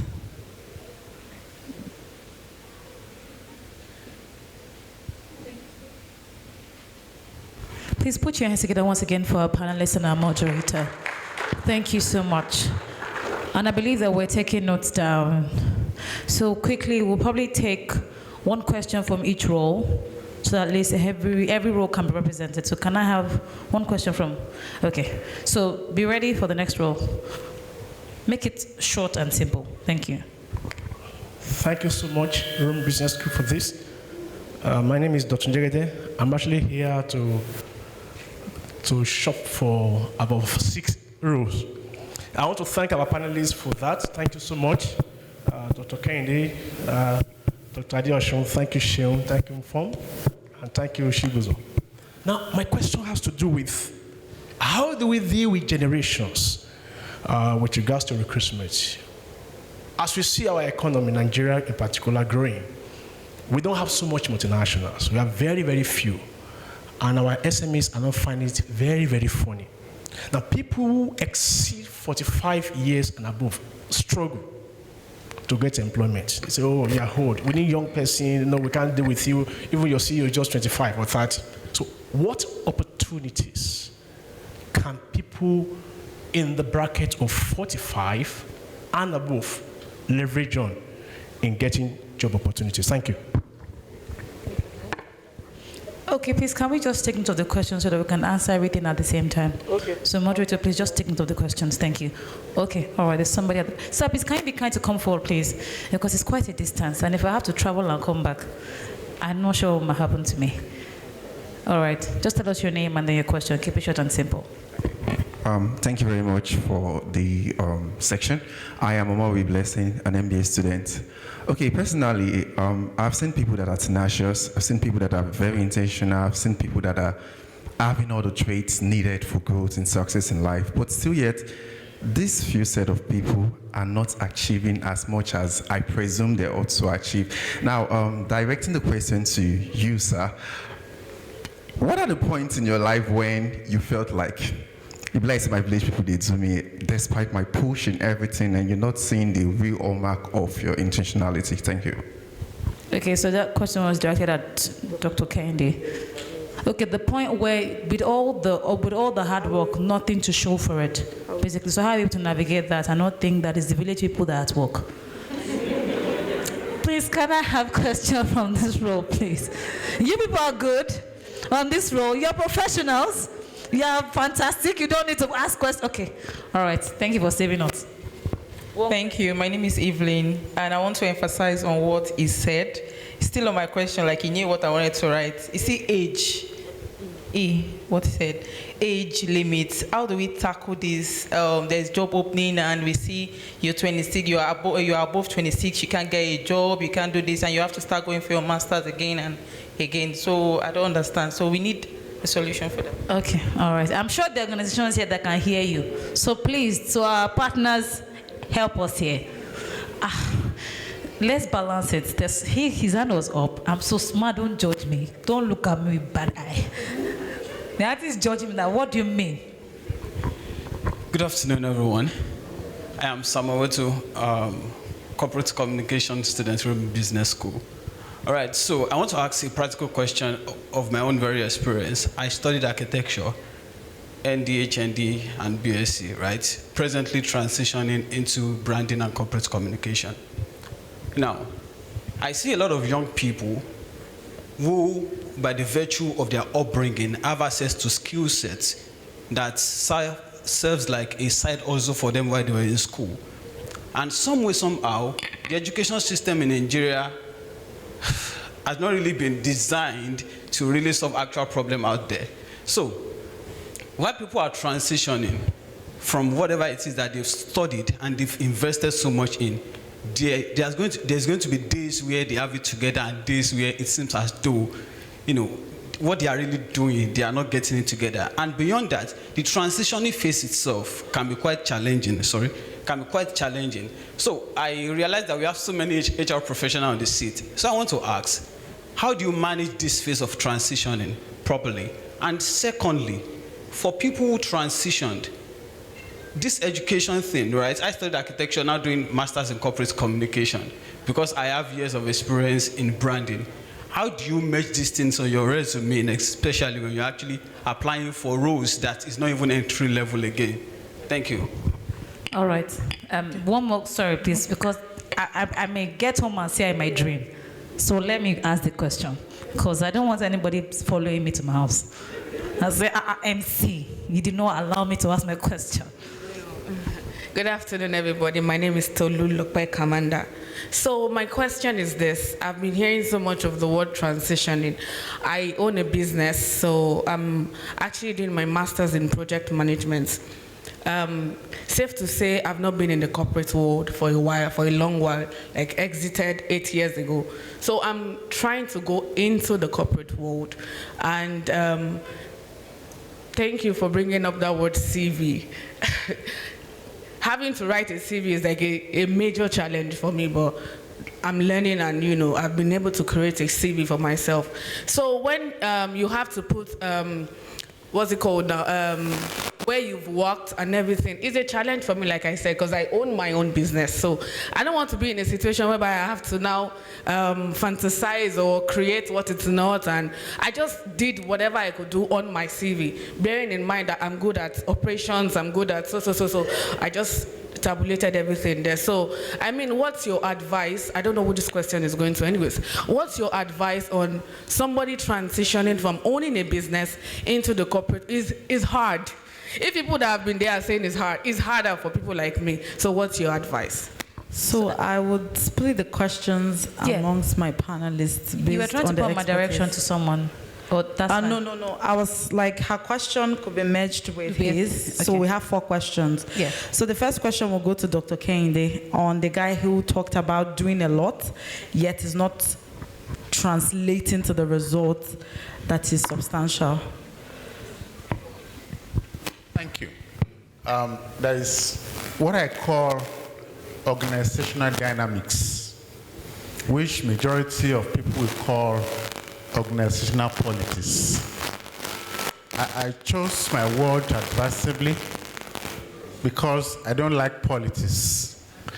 But I know there are a lot of dynamics that plays around the organization. You may find one who is quite good at what he does and is creating value. But for one reason or the other, either because of the lopsidedness of the performance management system in place in the organization, or because of certain other considerations which should tag politics, that individual is not growing. It's not seeing something to show for it. People that were employed way above or after him are growing, and it's not growing. And when you say growth in Africa, you mean growth in the pockets, and then growth in the hierarchy, in the organization's hierarchy. He's not seeing it. And the first advice I give to that person, if his contributions are genuine, if his efforts are really in line with the organizational goals and objectives and aspirations, the first advice I give to such individual is to be aware of the dynamics around the organization. Permit me to say this again and again. It's not political. It's not politicking. It is just being aware of people that matters and align with them. Sometimes you need to blow your trumpet when nobody will blow it for you. Sometimes you need to, show your achievements at meetings. Gentlemen, thank you. I see your point. In fact, I think I suggested this thing before, and I gave this and gave this, I gave this. This is the result. Somebody will listen. Blow your own trumpet once in a while.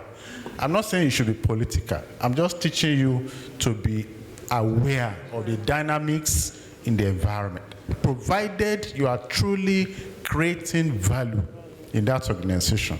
So you just need to know those that matters. And when I say those that matters, not necessarily the CEO or the director or any organizational leader. It could just be CEO's PA. Are you with me? There are decision makers in organizations and there are decision influencers. If you can't get to decision maker, you can get to decision influencers. Yes. So the CEO will normally listen to his PA. I can imagine how many number of people come to my office per day. Very few. And that's why they say it's lonely at the top. That's the truth. People will not come to you, they are afraid. Yes. The only person that comes to you every minute is your PA. And when they say something, you listen. That sometimes as leaders, you also want to gist, but nobody is interested in gisting with you, except your PA or your driver, someone that is close to you. And when those people that are close to you say something, directly or indirectly, you store it somewhere in your mind. So when there is a time for decision making, your mind will flash at what somebody said about somebody. Let's not pretend that there are organizations where everything is by the method of science. That organization doesn't exist. I've been privileged to see different organizations across the world, and I can tell you for free, it doesn't exist. The only one I know it's not in Nigeria. It's actually in heaven. But I've not been there, so I've not experienced it. Love it. So that's the point. If you are doing well, you are creating value, you are adding value, but nothing is being shown, blow your trumpet small. Get aligned with people that matters. Let them know, let them see what you are doing. And then when there is a time for decision, somebody will remember, oh, that guy is actually doing well. And you'll be surprised where the argument is coming from. People will be speaking for you. That's my point. Thank you. Thank you, sir. You're not shown favor until you're seen. So blow your trumpet small. Okay, so my next question will go to Dr. Oluyemi on the options for older generation and the issues around age limits for job postings and all. Okay, I will speak to it, but let me just add to what Doctor said. Okay. Please, nobody has locked you into an organization. You are not a tree, you are mobile. Look at your mindset. Do like this. Can you catch the wind? No one can stop you. Now, to the question of age, there are two extremes. The elderly side and the upcoming side. Yes. Permit my use of word. Let me say this. We say a fool at 40. Please follow me, please. I'm using native intelligence now. If you are 45, you should be fortified. True. At 45, who do you know? Who knows you? I am 43, I know Wale Smart. I know Benga Totoyi. I know my fellow here. I can't be stranded. Yeah. You see, you are 21, 22, 24, 25, 26. Who are you interfacing with? All the alumni of the Rome Business School, have you been attending the meetings? Please, if you are stranded at 45, look at the mirror. You see, somebody said Paul is passing over opportunities repeatedly. You see, things are moving. And as things are moving, are you aware? So you must have been ignoring changes in the environmental dynamics. Look, there are times that you get signal that you need to change your job. You need to change your role. You need to change your location. Please, don't place the blame of your personal ineptitude on the society. At 45, you are a man. You should be the one solving problems for every other person. So this is very important. Please, I'll just leave it at that. I don't want to yab anybody. Now, let's come back to the, maybe I'm 30, entry level is 24. Look, I'm a researcher, and there's some value in research. The first question is, forget about the companies that don't hire certain age. I'll give you an example. Before, not now, before we had 25 banks in Nigeria. Maybe like 8 of them will say 24. But UBA, Union Bank, still said 30. Please don't be fixated on the 24 banks that are fixated on 26. Look at the 3 banks that are taking 30. Now know those 3 banks like the back of your hand. And die there. Are we together? Yes, don't be fixated on the organization that say, oh, we don't take HND. If there are 1,000 organizations that don't take HND, there are 2,500 organizations that take HND. Know those ones and die there. Look, you know, I'm a researcher. What's unemployment today? Unemployment. If we say unemployment is just assumption now, if you say it's 30%, do you know what it means? It means there is 70% employment. Ignore the 28 or 30% unemployment. Look at the 70% employment, die there. Do you understand? So you need, the emphasis is on skill. What can you do? Competence, capability, what you can bring to the table. Please, this is very, very fundamental. Things like height, beauty, age is immaterial. Now, let me tell you something. Once people can discriminate against you, it means you are bordering on average or mediocrity. Look, if I tell all of us here to stand up and I ask all Igbos to identify the tallest person in this place, who do you think they will point at? If I ask all Muslims in this hall to point at the tallest person in this place, who do you think they will point at? If I ask all Yorubas to point at the tallest person, who do you think will point at? Is your skill level at that level? that it is obvious to all that you are the chosen one. Thank you. Sorry, can I just add something to what my colleague just shared? It is actually correct. I will share a personal example and I will make it very brief. When I finished my university education, youth service, I was to be employed in UBA then. Fortunately, I know the person that was heading recruitment who could ordinarily just put me there. And he said, bring your CV. I gave him my CV. He said, you are 29. It's 27 that we take care of. You know what? Just go and bring another CV that shows that you are 27. I said, why? He said, but that's the rule of the bank. I said, no, God did not make a mistake when I was born. So why would I blame God? I said, no. I can't do it. He said, but that's the rule. There's something I can do then. I said, okay, no problem. I left. I went to study. And then, to cut the long story short, I became very good at what I was doing. 7 years later, the same bank called me for interview. I went there. In fact, they gave me an employment letter as the head of UBA Capital. And I collected the appointment letter and wrote to them that I beg to decline. Yes. Love it. Love it. 7 years ago, you said I was too old. And then now you are finding me competent to head HR in one of your subsidiaries. I said, I'm not interested. They invited me to the Marina office. We had a discussion. I told them, and I reminded them of how I was rejected 7 years ago. So whatever we be, we be. Yes. So if somebody said it's not going to employ you, just go and develop yourself. The person that will employ you will employ you. Thank you. Wow. My next two questions are going to go to the beautiful ladies, but I think Mr. Totoyi has something to add. But I'll say something from what he said. He said 7 years ago I was too old, but 7 years later I'm too good. Let's go. So he'll just make a brief contribution and then we'll ask our panelists.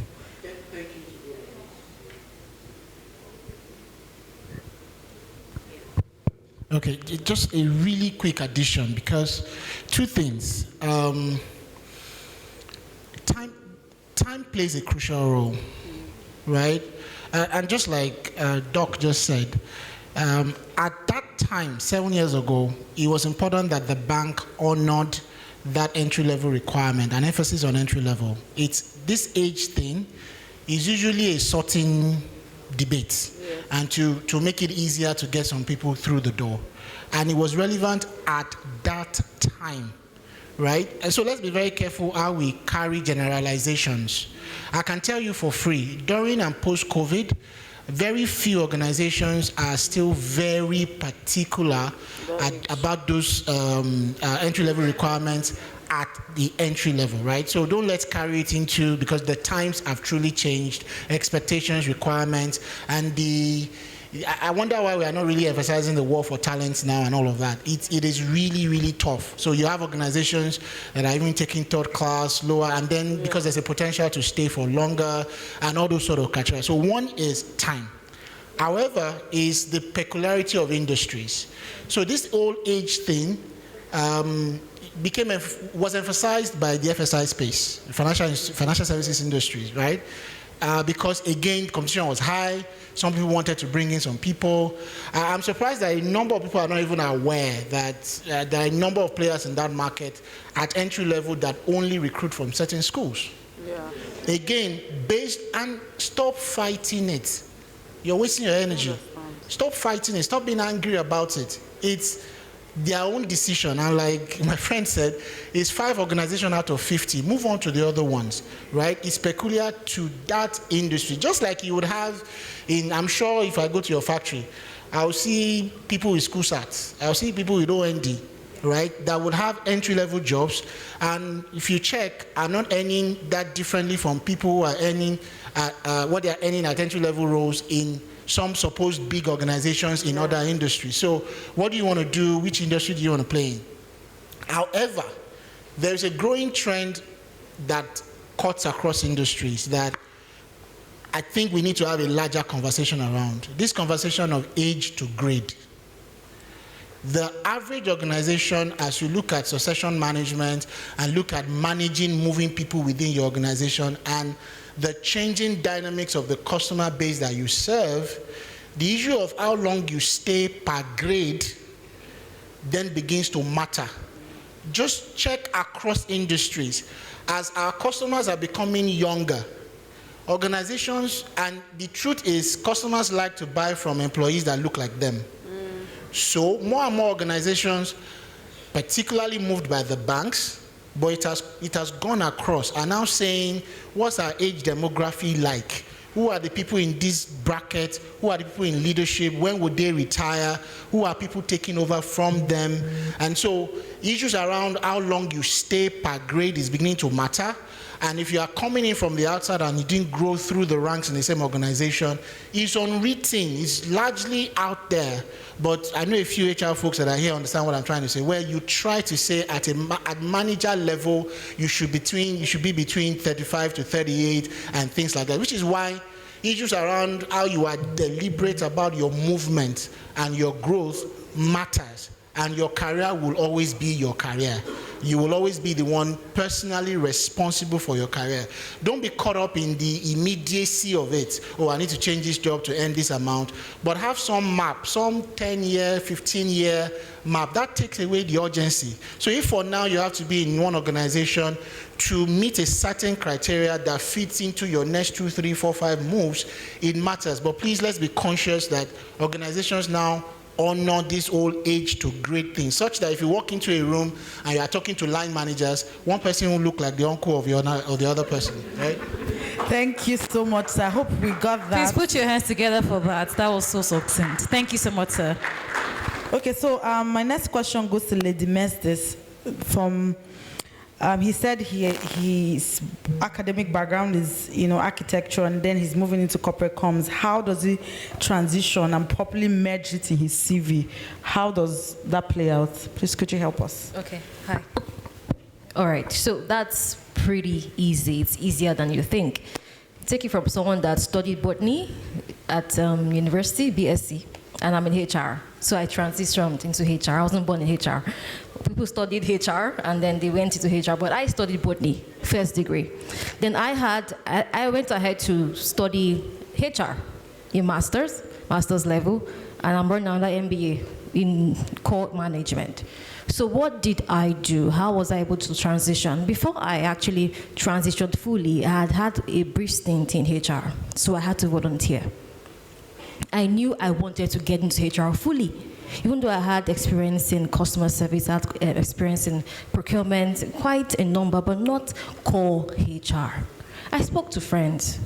In fact, the first thing I did was to rediscover myself.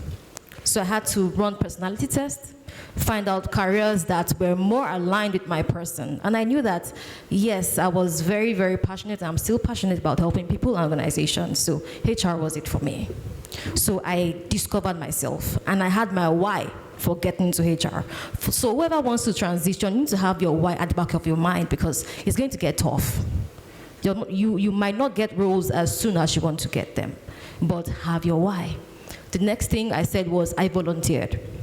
I was working somewhere full-time, but I reached out to mentor seniors in the HR industry. I volunteered, I gave my time, I gave my all. And then what really took me into HR was I saw an opportunity in an organization. There was no vacancy in HR. There was vacancy in some other department. But I took it. And then I liaised with the HR department. Before you know it, I was attending HR meetings, I was attending strategy meetings. I had gotten my master's in HR, so I was able to speak. I was able to apply it. So for someone that is transitioning from architecture to comms or from whatever field, make sure you upskill yourself. Your BSc doesn't even matter.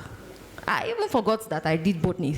I don't even know what that is anymore because I'm where I am right now. So upskill yourself. Learn. If you're on LinkedIn, you can use LinkedIn Premium. It's about 12,000 naira per month. Learn as much as you can so that you can talk whatever your lingua franca is in your sleep. If you had woken me up other times that back then, ask me anything HR, I'll tell you from my head. And I'll be so passionate, I'll be like, how do you know about all these things? Because I learned. I volunteered my time. And then I positioned myself for my opportunities. So you have to learn, you have to volunteer, and then you need to have your sounding boards, because there are times that job search or job transitioning is difficult. It's difficult. Just talk to people. Talk to people around you. Build your network. And believe in yourself. There's nothing that you cannot do. Make sure you have your roadmap, and remember that you are unstoppable. Yes. Thank you. Okay, our last question will go to Michelle. Just before we take, general advice from our panelists, I like to stick to time. They give me to 12:40, so I have 6 minutes. So the last question from the lady who is transitioning from her business, so she hadn't been in the corporate world at all, and now she's looking to get into it. How does she transition? What can help her? I think you are at a very strong advantage. Everything you describe like a disadvantage is actually an advantage. When you've been an entrepreneur before, you've learned resilience, you've learned operation, you've learned critical thinking, you've survived in the terrain of this very difficult space. It's an advantage, right? I'll use myself as an example. In 2015, I started an organization called Germinio Consulting. I went into entrepreneurship fully. I stepped out of corporate world, where I had to learn everything from the ropes, developing policies, looking for clients, business development, etc. When I was ready to go back into corporate world, I just updated my CV, right? I updated my CV, indicated everything I had done as a strength, how I was able to get clients, the value of the business in terms of what I turned over, right? It was a selling point. Organizations, many core values are now entrepreneurship. We don't want people who want to sit around and do yes, sir. We want people who can take initiative. If you've been able to run a business for that long, then that means you are a go-getter. That means you have energy, right? That means you have potential. So look at it as a positive, flip it around, right? The only difference is that when you get your opportunity, you will now be humble because you are no longer Madam CEO, right? You now report to someone. So your attitude as well, you have to be ready to learn, right? Take out the steps. Still have the mindset of being a go-getter. Still have the ownership mindset. That's what we're looking for. No employer wants to tell you everything. We want to have people on our team who can take ownership, who can deliver. You give them one deliverable and they use their initiative to skyrocket and deliver, right? So they're all advantages. You just need to coin your profile and CV in a way to accelerate and indicate what you've done. Business operations, business development, value XYZ, started a business from scratch. It's a selling point. It is actually an advantage. So coin your profile to indicate all you've done. If you think that it will come off, you don't want to write CEO. If I were you, I wouldn't write CEO. I didn't write CEO as my role. I think I either wrote business operations manager or something, because sometimes you own a business, but you're not yet at CEO level, and you must be honest with yourself, right? You own the business, it's a hustle, but you're really still in the corporate world, maybe at a business operations manager level. Don't be ashamed to put that on your profile to get yourself the opportunity. When you land the interview, you can explain, right? So when you coin all the critical achievements that you've acquired in your business, it's a potential for you. And when you enter the business with the mindset of an entrepreneur, you will help the CEO achieve their vision because you know what it takes to run a business. Yeah. Thank you so much. So for the lady that asked the question, I can volunteer to work with you on your CV if you need that help. Free of charge, there's no cost to it. Okay, again, I want to remind us of the topic for our panel, Global Trends and Strategies for Success. I hope that you got something from this panel session and that you wrote what you're going to do now. What you're going to do now. So I just hope that as they're giving their last words to us, just write out something you're going to do now. I know what I'm going to do. I'm reaching out to her she spoke about some things around directors and the women with, so I'm already reaching out to her and I'm doing it now. And every other person on this panel, I have what I have to do with them. So please make sure you do the same. Don't leave here, don't walk out. Trust me, 15 minutes, 30 minutes, 1 hour, you go and eat and you forget all the things that you've learned. So please write it now. What am I going to do now? after this session, some of you might have even tested somebody or reached out to a network or done something. Please do it now. If not, it will leave you. Again, thank you so much, my panelists. So I'm going to just take final words, just 1 minute from each of our panelists. What are you leaving us with? What advice would you give us? Please, I am under instruction.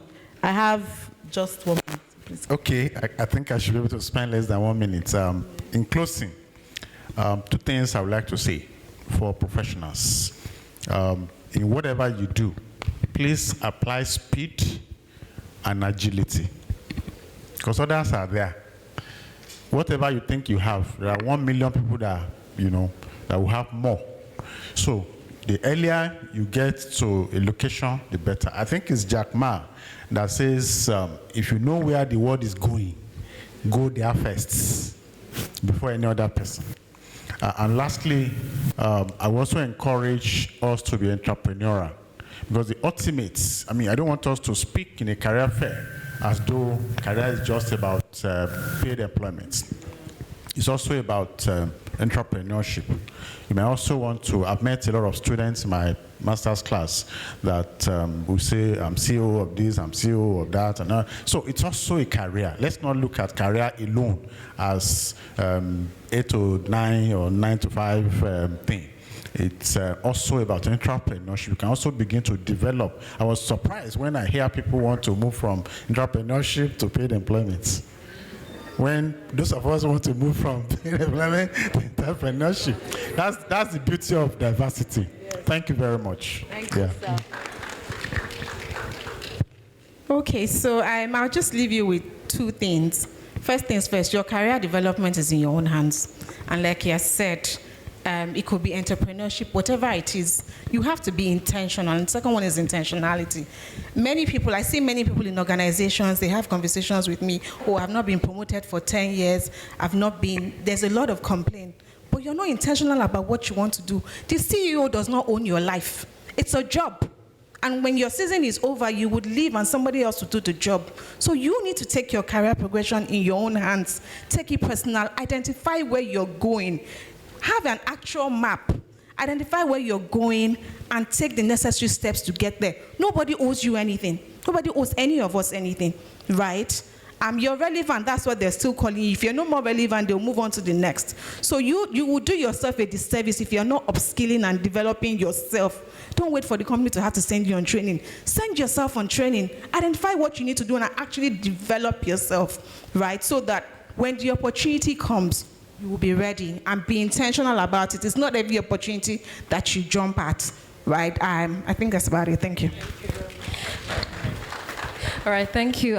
She took you right out of my lips, so I'll just try to say something else, but not so different. Work on your personal brand. We all are attracted to employers because of their branding. Who are you? What are you projecting yourself as on social media? Are you busy being caustic on Twitter? Or are you giving value on LinkedIn? Most of the opportunities that are available for you will come to you based on who you present or project yourself as. I've had opportunities come to me because they know me for what I do. Yes, so make sure that your personal brand is very strong. The way you talk, the way you dress, the way you address people, and also have your plan, have your own timelines, have your goals, and make sure you hit them as much as you can. But make sure you have a very strong personal brand. It will open doors for you. It will. Thank you. So I'd like to say that it's not enough to want to work with a multinational. You must be multi-talented. I need you to also realize quickly that you're either a hot cake or you'll be unwanted. I need you to know that you are not what happens to you. You are what you choose to become. Ladies and gentlemen, do you want to work with a blue chip organization? Be a blue chip individual. God bless you. Thank you so much. I hope you enjoyed the panel session. Do we have an answer to that? Did we enjoy the panel session? Please put your hands together for our moderator and our panelists, please. Wow. Wow. Okay, so quickly, they'll take a picture before we bring up the second panel session. So photography. So please just step forward for pictures, please. Please put your hands together for them once again. Thank you. Really, and I really believe that we're able to take note of a lot of things. And of course, while they spoke, there were a lot of things that were said. You know, just ignore it. Don't worry. Don't focus on that. Don't focus on that. Can we just focus on looking at fine people and not who is the tallest? Can we just redirect our attention? Little wonder he was saying that who is the tallest in the room. Now I understand. Do we get the joke? Because he kept saying, who is the tallest? I'm wondering, okay, what's Dr. Olushola driving at? Now we can see the tallest in the room.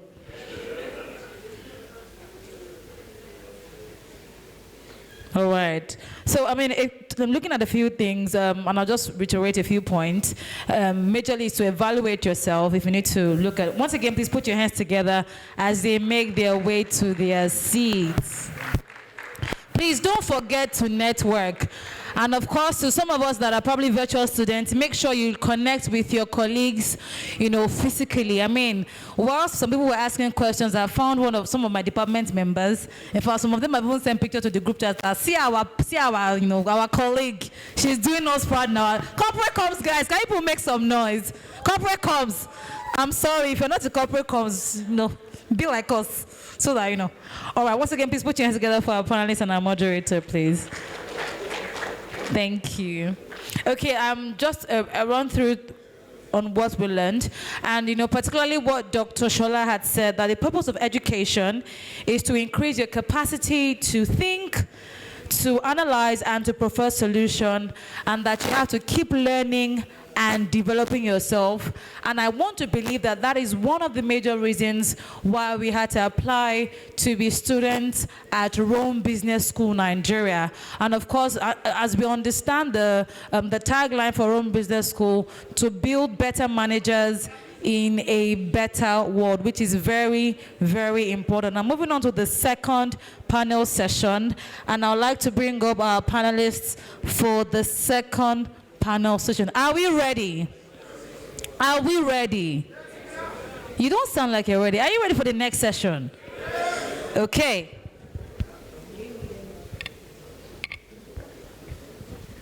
So our first panelist, I'm going to be introducing him, and I just hope that he knows that he's the one we're going to introduce next. Okay, so he's the group head of human resources at Consolidated Hallmark Insurance PLC, where he provides strategic leadership for all people-related initiatives across the organization, including its subsidiaries, Hallmark HMO, Chi Micro Insurance, and GTL. He's a seasoned HR professional with over 15 years of expertise in organizational design and transformation, leadership and people development. He's dedicated to aligning long-term strategic aspirations with people-centered initiatives to drive. Wait. He said he wants to be humble. Don't read it so much. But let me finish the one that I started. Sir, permission to finish it, sir. Thank you. Okay. Please put your hands together for Mr. Benga Tutoy. He's a HR thought leader. Please keep on clapping. His name is Benga Tutoy. You're welcome, sir. He's a very humble man. Doesn't like people to, you understand. All right, so the next person is a lady. She's an accomplished HR resource professional with wealth of experience in various HR roles. As an employment coach and leader, she has a remarkable ability to attract and manage top-tier talent, consistently striving to build the most efficient and effective workforce. Throughout her career, she has contributed significantly to renowned organizations, both as an employee and a consultant. She holds a master's degree in international relations from Coventry University. As a licensed global HR practitioner and management consultant, she is recognized as a thought global leader by the Center of Global Engagement at Coventry University. Her dedication and expertise has earned her significant recognition, including being listed among top 50 HR professionals in Nigeria by LinkedIn. Under her leadership, FMR Agency was honored with the Most Trusted HR Management Partner 2022 award at the African Excellence Awards, a testament to her commitment to excellence and client satisfaction. Ladies and gentlemen, she is the Chief HR FMR agency, Thelma Ibe. Please put your hands together for her as she makes her way on stage. Please keep on clapping till she gets on stage. Please don't stop clapping. Keep on clapping. Don't be tired of clapping. Okay. And of course, to the next panelist for this session. He is currently the Director General of the Nigeria Employers Consultative Association, NECA, which is the largest and most influential business membership organization in Nigeria and West Africa. With over 18 years, how many of us noticed that the years of experience is really large? How many of us how many of us pay attention to the fact that there's 21 years, there's 15 years, there's 18 years, which means that Rome wasn't built in a day. It took them time. So we cannot afford to rush all these things. Okay, so back to this citation. Now, with over 18 years of experience in human resource, industrial relations, organizational development, business sustainability, labor relations, evidence-based advocacy, project management, and other areas business development, he leads the strategic growth and development of over 4,000 employers and 30 sectional employers federation across all sectors of the Nigerian economy. He is a member of the governing body of the International Labour Organization, the oldest United Nations agency responsible for setting global standards for workplace relations with consequential effects on world economics. He's a former board member of National Pension Commission, PENCOM, former board member. Please put your hands together as I'm reading these things. Please. It's like this young lady, don't read me, it's okay, don't let me, all right? Former board member, National Social Insurance Trust Fund, and co-chairman at NECA ITF Technical Skills Development Project. And of course, he's a full member of the Chartered Institute of Personnel Management and a fellow of the Michael Imodu National Institute for Labor Studies. And he's currently a PhD student in Human Resources and Employment Relations at the University of Lagos, where he has obtained his master's and bachelor's degrees. He's an author, social economic commentator, public speaker, advocate, and a teacher in the Teens Church. Ladies and gentlemen, he's already seated, by the way, but celebrate Wale Smart Oyeride. Make it loud, make it loud. You're welcome, sir. Okay. And of course, to moderate this panel session, ladies and gentlemen, she is an award-winning event host, a Pan-African moderator, and of course, a proud student of Rome Business School Corporate Comms. She's a voice of her talent, and of course, she is the MC for today's event. Give it up for Jadesola Aderodun, aka Lady. People should clap. What do you mean? All right. Whew. It is indeed an honor to be moderating this panel session and, speaking alongside with industry professionals. Now, it's really, really important that, now the theme for this particular session is building a successful career path, of which Benga has touched on it, knowing that you hold the reins of your career success. So you have to be very, very deliberate and intentional. Now, I'm going to start with Benga. Now, given your background or your degree in economics, how do you navigate and build a successful career in HR? I mean, I feel that the previous session has touched on it, but it would just be nice to hear Benga's perspective on that. And what advice will you give to others with similar backgrounds looking to transition to HR? But we just want to hear your thoughts on that.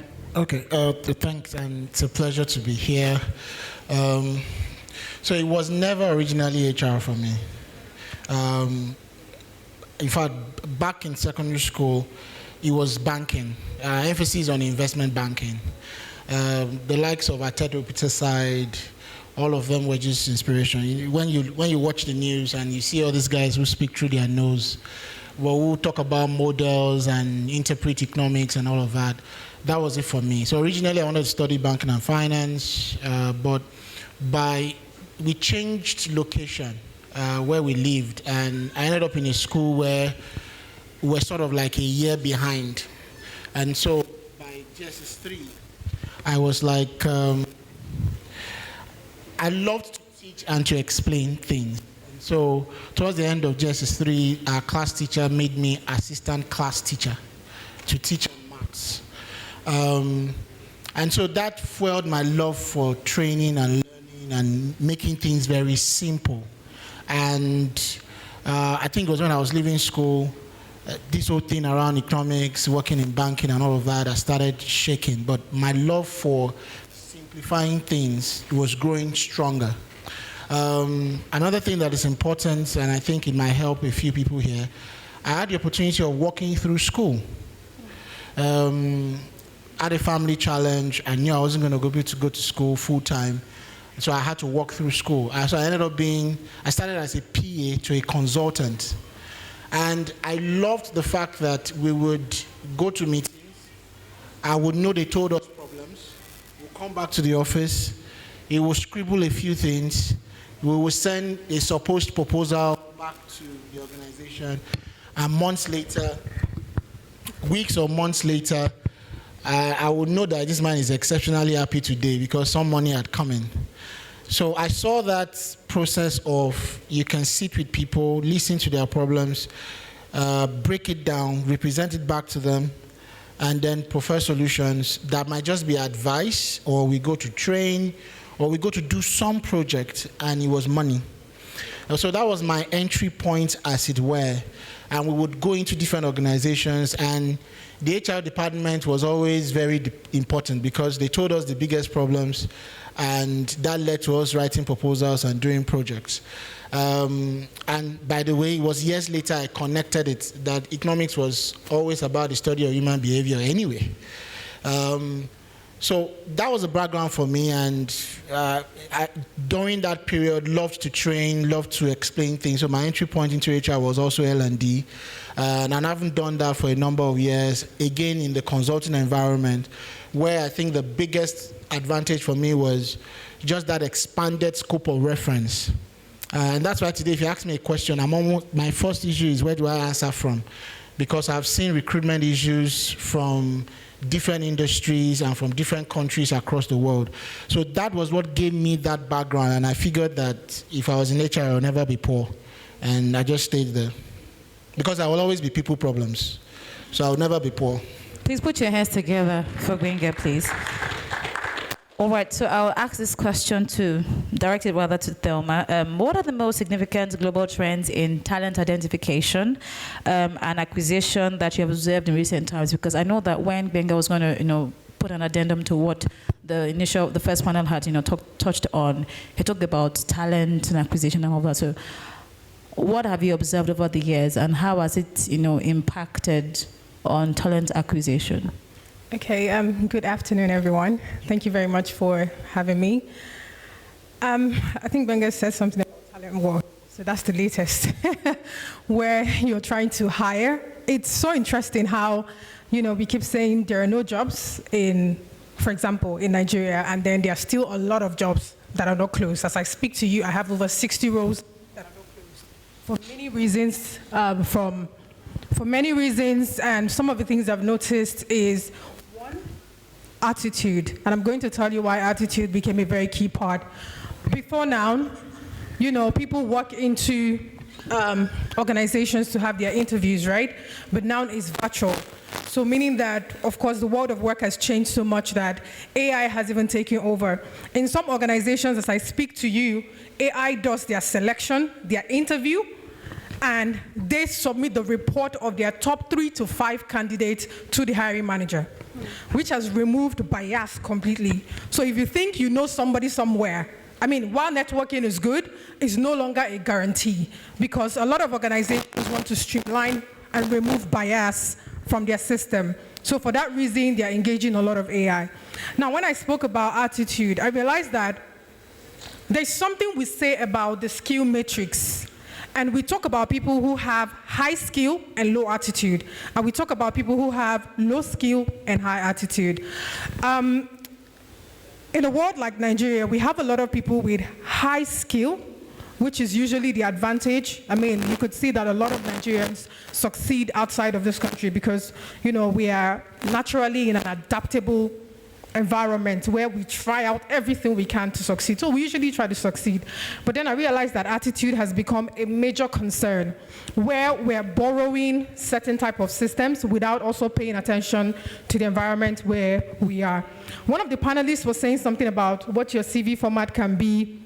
Remove your primary school. I have dealt with a lot of employers. Some employers will say, why is their primary? I want to know the primary school they attended. I'm just giving you an instance because we're in a country that does not have a specific standard to certain things, so anything works. So your next employer may be somebody who has lived in China, and then he comes and his expectations is that of, what happens in China. So we're in an environment where there's no streamlined process where we say, okay, this is what applies in Nigeria. So because it's kind of a jungle, you have all of those things mixed up. So I'd say that some of the things I've seen is attitude.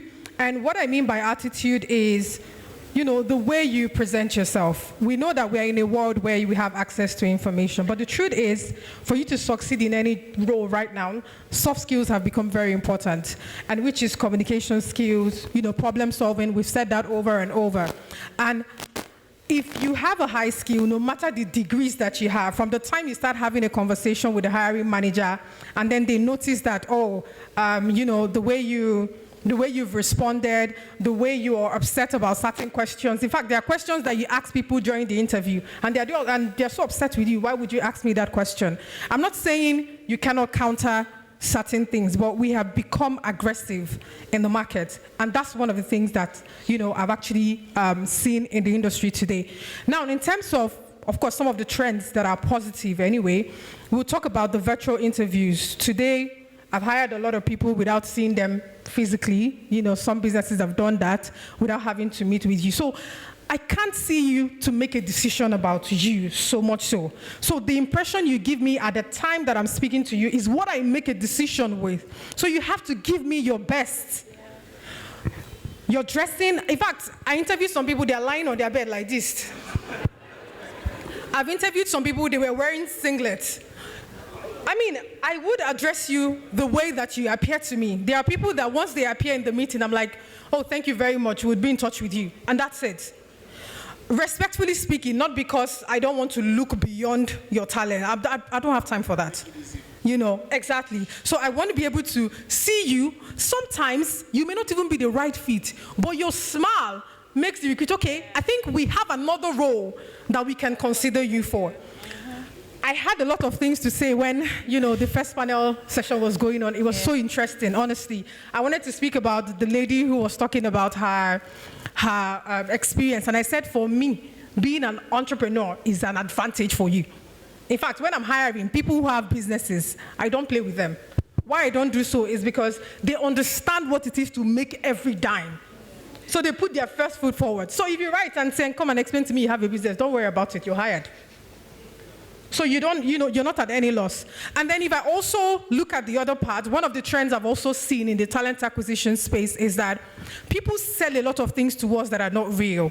For example, you can grow in your career. People are hopping from one job to another. I'm not saying your income cannot grow. It's very important that your income grows, right? But the truth is, if you move too fast, it has this disadvantage as well. There are people that in the last 5 years, they have worked in 6 organizations. And then they get to the point where they earn, for example, 700,000. And then there is no other job from that time. And they end up coming back to 200,000. I've seen a lot of people like that. I've seen that in the process of hiring. And that's people who move too fast, right? So moving fast is good, but always look at what your career plan is. Make sure you have a roadmap. What am I working with? Money is the motivation, but I can tell you for free, it's not for too long.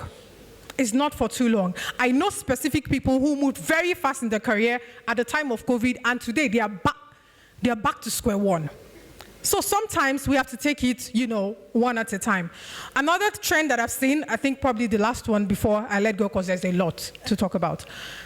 We are in an economy where job security is no longer important. In fact, anybody that's saying I'm looking for where I have job security is actually sounding out of context. Because right now, the talent management pipeline has become contract jobs, right? I give you a project, you do that, you get your money, you go. So we have to be more open. Don't just streamline. I tell people that opportunities are not always there because of the kind of environment we are in. So be open to contracts, even though you want something long term. If you're not getting what you want now, and what you have available is, get this thing done, it's something that you can also do, and then get moving. Yeah, so I'll just leave it there. Please put your hands together for Thelma, please. It's very important that you need to, know when to transition. And speaking of knowing when to transition, Mr. Wale, so this question is for you now.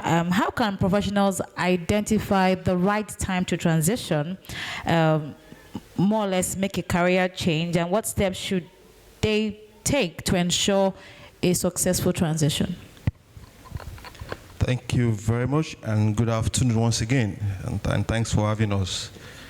I say us because I'm representing NECA, so and also thanks for having us as one of the partners. I think that's quite commendable. I think for me, the first thing is, do you want to transit? And then what are the reasons? What are the motivations for transiting?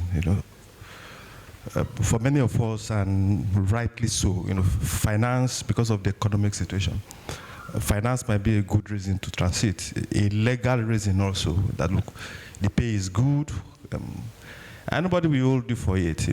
Job satisfaction might just be third on your own list, which is okay. If you can deal with the stress, you can deal with the inconveniences that comes with waking up in the morning and it's like, I'm going there again. If you can deal with those inconveniences, it's fine, you go for the cash. But fundamentally, I think for me, two things should influence your transiting. One, you don't want to be a Choluteca bridge. Many of us have heard of the Choluteca bridge analogy before. The Choluteca bridge is a bridge in Honduras. It was built, one of the strongest bridge, basically. So it's a bridge that connects two towns, and it was built on top of the Choluteca River. So over time, because of Honduras is known for storms, those natural disasters. So over many years, the storms navigated the river away from the bridge. The bridge, it was built to give a passage on top of a big river. But over time, the natural disasters, the hurricanes, it navigated the path of the river away from the bridge. So you now have the river by the side of the bridge. Now the bridge is there. It's strong. It's still standing. But it's a bridge to nowhere. It became practically useless because people don't need it again. So first for me is understanding the trends. The concept of this is me. I think it's a old concept that this is me. I can't do this. When you face the real realities, you realize you can do anything. The human mind, the human spirit, it's so diverse. We can adjust, to anything. So the first thing is understand the trends. You must understand the markets, because on the long run, whether it's your passion or not, it's already a contentious issue now, whether you should follow your passion or you should follow the money. But the most important thing is, look, you must understand the trends, understand the markets, and those should influence when exactly you are transiting. It's very important. If you don't understand the trend, you will just be there. If you don't understand the market, you'll be strong in your course, strong in your field, but everybody have moved, and you are just there. You are the experts of no experts. So first, understand the markets, understand the trends, and the second thing you should understand beyond your local context is also have a good understanding of what is happening at a global level. I think it's quite important. They say the world is now a global village. It's less of a village now. We are all interconnected one way or the other. So if you want to really survive, because transiting is contingent to survival. People just don't wake up to say, I want to transit. It's, for Africans, most likely, even the Japa runs, it's all about survival. It's less of professional satisfaction, it's more of survival. So understand what is happening at the global level. If the pattern is moving to one side, it doesn't make good sense to say I want to be the experts where experts are not needed again. So you must understand the trends, you must understand the global markets, you must also understand what exactly is happening out of your context, because those are the things you must look at. As I said at the earlier point, people we just don't transit, except you are divinely pushed. Sometimes you don't want to move, but something will move you. As Benga said, I never wanted to go into HR. I never understand. I always want to do agri-economics. Not that I like food, but I just want to do agri-economics. That was what I wanted to do. But the year I did JAMB, God asked them to change the subject combination for agri-economics. So the only subject that my combination could take was industrial relations. So I just, as a last resort, and I've done JAM for almost 6 times then. I've done JAM almost 6 times. So industrial relations, I don't know what it was. It was novel. But that was the only path to entering Unilag. So I just filled it. I was screened. I got in, and from 200 level, I realized I would have been lost if I didn't do industrial relations. It was a course that I blend with every conversation, all the topics. The only crisis I had was with ACC 201, accounts. That was the only crisis I had. I think I got E or F then, and E. And I remember it was somewhere, and when my friend checked, he went to check the result, and he came and said I got E. It was moody. But I ran from that place. I ran with joy I crossed. So for me, it was a divine move, basically. If I would have done economics, and I probably would have struggled. And that's why the divine context or concept comes in. Sometimes you want to do this, but something just pushed you to this side because there's opportunities for you in those places. So for me, it's neither here nor there. What I've said is also not cast in stone. There are other reasons, other variables for you out of the context of the variables that I've given. But just follow your heart. Be sure it's your decision, and then you take ownership of the consequences, basically. Yeah. Please put your hands together for him, please.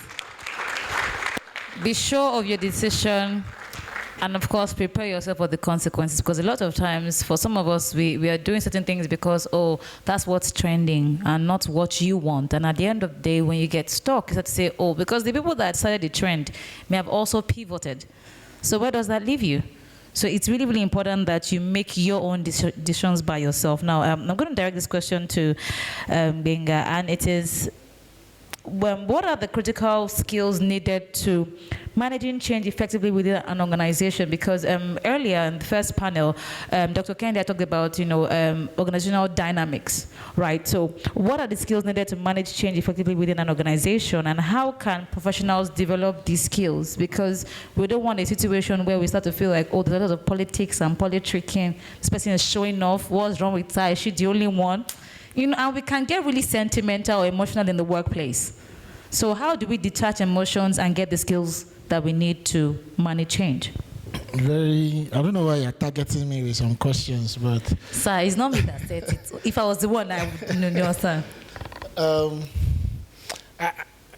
For me, the most, when we take sessions like this, I avoid the temptation of saying so much, just so that it's important that people can live with something that they can work with, and then conversations can follow up on other platforms.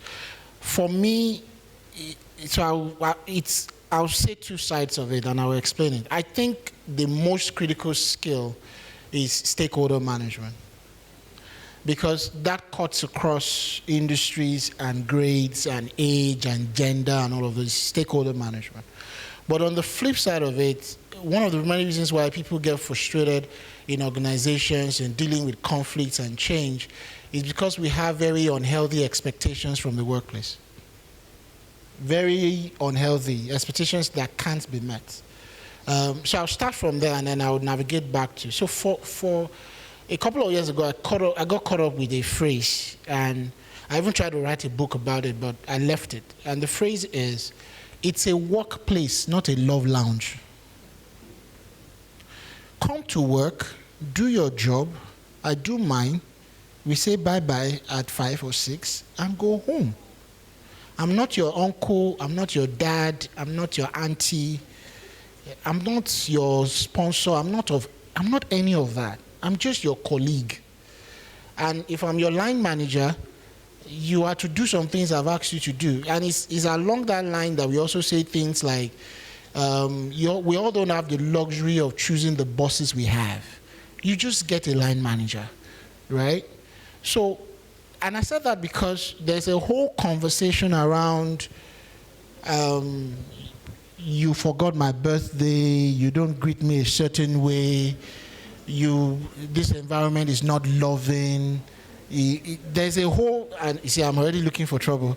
There's a whole conversation around all of that. We don't even do TGIF in this office. There's no love. This is not for your family. Go get love with your boyfriend, girlfriend, husband. Or I'm sorry to cut you, sir. But some organizations will say, we are family here. So where do we now draw the line? Because... Do the research. Organizations where too many people have stayed for the longest are not as innovative.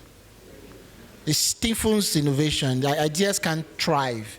Because what you hear is, this is how we've always done it. And they will struggle to receive new talent, fresh talent. If anything, they will struggle with diversity of thoughts. Right? And they can agree to kill the company and they will not know. Because over time, there's a way we do meetings, there's a way we agree. If this person is talking and he does this is what it means. And before you know it, everybody will agree. Board meeting will sign up a project that will sink the company because all of a sudden, there's no diversity of thoughts in the room. There's nobody saying, excuse me, we're also 10 people are saying this is right, but can we please go in this direction, right? So that's on one end. I am not against very homely, family-oriented, peace-loving environments, but there are other environments that are void of all of those things. In fact, there are functional units that you can't really be lovey-dovey. Take treasury. Take treasury operations in a department. You're always looking at numbers, you are talking, you're making decisions, you're making judgment calls, which is how I define leadership. Ability to make judgment calls. That you can't be caught up with how somebody feels or looks at you when you say what, right? And I think there's and I'm careful to say this, there's a generation that needs to understand that. Or you go to factories where you are not going to interact with me, so you are not going to know if I like you or not. Or there are functions where you are interacting with machines the better part of the day. Emotions, feelings are outside of the room. And so it's when we have expectations like, but why now? You should have seen my face. I didn't see it. It's great if I see it. It's great, but it's not a must, right? That's on one side. But the flip side of that, though, is either it's from you or the colleagues you have or the bosses you have, this whole thing around navigating change and complexity in the workplace is about stakeholder management. That, at some level, some will call it emotional intelligence, but I like stakeholder management because per role, per grade, per organization, there are nuances that will never be black and white. And you must learn to pick such things. My current boss, for instance, will ask you what primary school you went for, would ask you if you got a pass or you got a C. In his mind, you are a great accountant further down the line, but let me check what you scored in maths. Somewhere in his mind, and I've seen it happen too many times, people who struggle through primary school, or he will ask you secondary, how did you do that transition between junior to secondary, and then that transition from your WAEC, sometimes you just say, give me your WAEC results. See, guys, and then again, right, at some level, you see, the generation of the 60s and the 70s, we might blame them for certain things. We may not understand certain things. But you see, if they didn't survive based on certain principles, we won't even be here. And there are things that we need to pick from them. I've seen him do it too many times for me to now argue that for him, except you now say, so even if he sees the struggle with your WAEC exams and things like that, or how you got into university, he would then ask you, talk me through school, talk me through how you went through university. What he's looking for is just to pick up on a few things. And vibes like that, so our generation will call it vibes.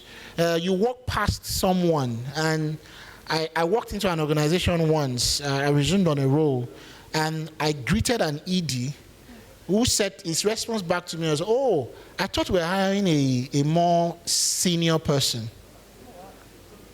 First day, first line, when I was introduced to him. Now, he saw my body reaction, which I tried to hide, because it was default for me to say, are you then trying to, but by the time he responded, I made him comfortable, because he responded to say, oh, no, I don't mean to disrespect you. I was like, oh, no, I totally understand that we are in a market where age matters. I quickly responded, but to him, I was deliberate to prove that I look young, I am young, but I know my stuff. But the point is, it became a critical stakeholder from that introduction, that this man would like to show to me that I'm young. And I have to show to this man that age does not matter. But it was important that I picked up that phrase and I know how to manage it, or else I will have a problem with everything that has to do with his directorate. That is stakeholder management. I could have, on the other end, just said, how dare he talk to me like that? He's not globally, he does not understand diversity and inclusion, and I have a stigma in my head against him.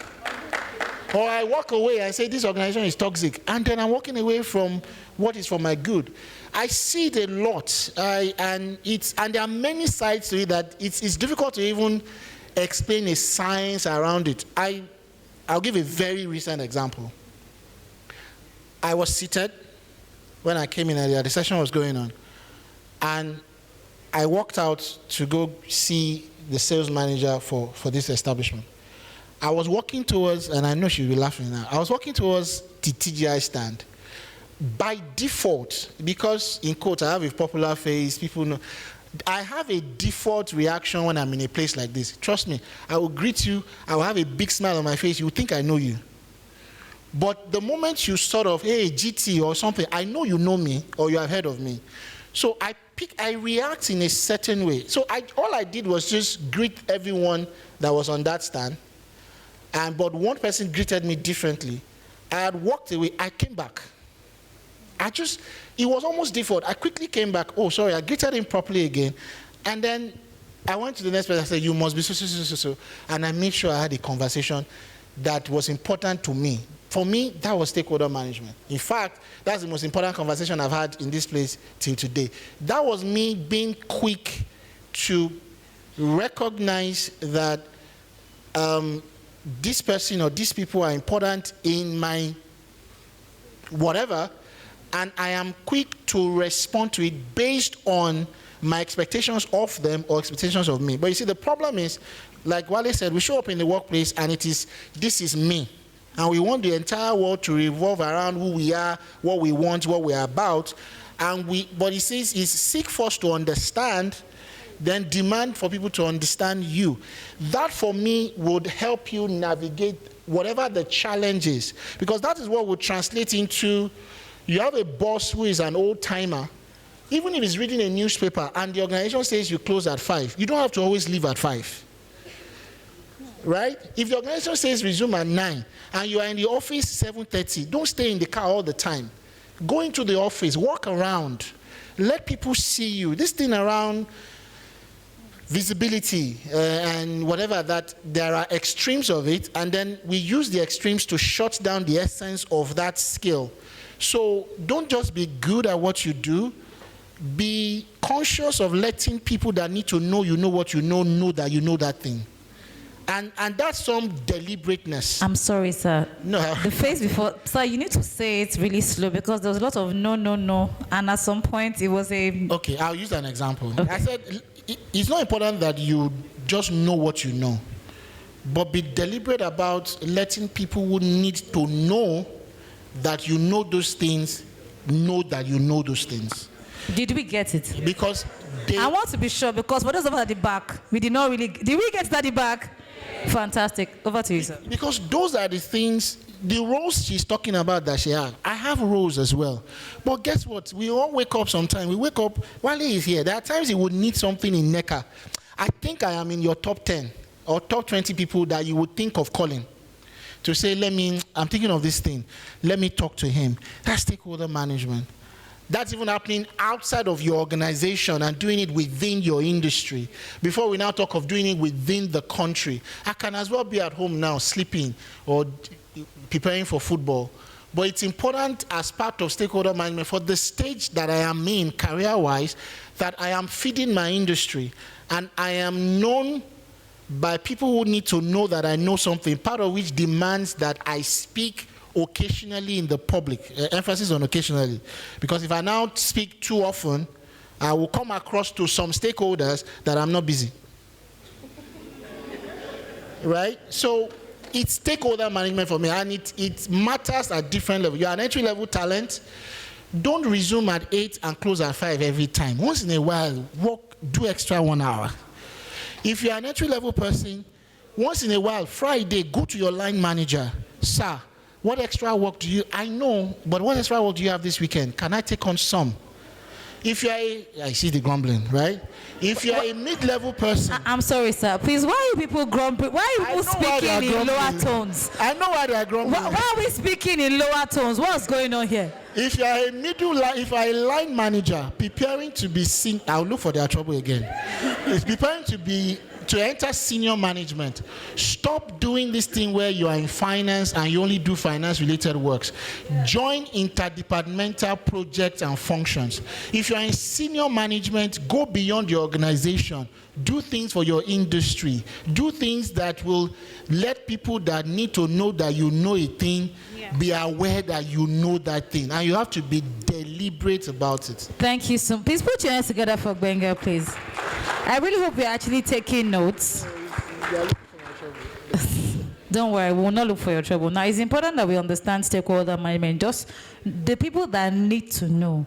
It's very important because, I mean, depending on the industry that you want to get, if the key stakeholders don't know about you, I mean, also, I'm going to give a very interesting example. So, I mean, as a professional master of ceremony, I was at an event last year. It was a Lagos State event.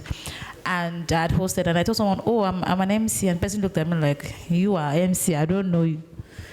Fast forward to yesterday, I had a friend who happens to be a key stakeholder in Lagos State government. I'm like, oh, we have a female founders event. Oh, come and help us to do this. And, sir, I showed up looking like the assistant to the first lady. What do you mean, sir? And I literally did show up. Interestingly, the person I had met last year was also at the event. And he was all smiles. Oh, you're so good. I'm like, now I have my foot in the door. So when because again, 3 days earlier, my name came up to host a major Lagos State event. And they said, oh, as this person hosted with the government, as this person hosted an event where the governor was sitting down. And that was a problem. But because I knew that I had stakeholders in Lagos State that could say, I know Lady Jade. And yesterday, the first lady was on seat. So now, they say, no, governor one bear, so has become one. So it's really, really important that stakeholder management, you have to be able to find a way for the, I don't know who it was, but in the first panel session, the influencers, the CEO, the people that influences, because there's the PA, there are those that influences the decision. That when they say, Ogama Shebe, PA, whatever PA, well, that is interpreted, for those of us that don't speak that language, it's a very beautiful language, by the way, it means my boss don't do that. So that we're on the same level. So, of course, I mean, I remember one time we were in class and someone said, please, I do not understand that language. Can you interpret for those of us that don't speak Yoruba language? So that's that. So please, it's very, very important that you know the people, the key players, and you're able to network up to those things. Once again, please put your hands together for Benga, please. That was very, very robust. Now, moving on quickly, this is what Thelma, by the way. Now, with the rise of remote work, because I know that you are touched on people in the place of interview, they are looking like they are at a slumber party, but it's okay. Right, so with the rise of remote work, how have companies adapted with their talent acquisition strategies to identify and recruit remote talent across different geographies? Okay, so can I say something before I answer that question? Definitely. All right, so that was buzzing on what Mr. Wenger said, and the crowd reacted. You know, when we see roles, I mean, I don't know if we've taken our time to see when senior roles are advertised and the type of competencies that are required. If you're someone who do not exceed expectation, someone made a presentation earlier today about people who meet expectation. You may be meeting expectation, but that will not prepare you for the growth that you're looking for. The people that move higher in their career are people who exceed expectation. And the way they exceed expectation is by taking additional responsibilities. Yes, you cannot rely on only your role. They take additional responsibility. They are accountable. You know, they're not people that always want to run away from issues. And most importantly, they are people who know how to manage their emotions. We are too personal in this country. Everything somebody does to us, you need to understand that you are not the only one in the workplace. And mind you, there is no perfect organization anywhere in the world. So people will step on your toes. You may not be friends with people, but what matters is that you don't let your issues with them get into your way of doing your work. There are people who have fantastic skills, but they can never lead. The organization, once it's time to promote, they say, this person, we can't make them a manager. Why? Because they get, personal things affect them. You told someone to drive you home, and then they told you, oh, I can't drive you home, and then you keep it to yourself, and then, subsequently at work, that becomes a problem. So a lot of people do not know how to manage their personal emotions at work, and it has become a very important skill, which is emotional intelligence.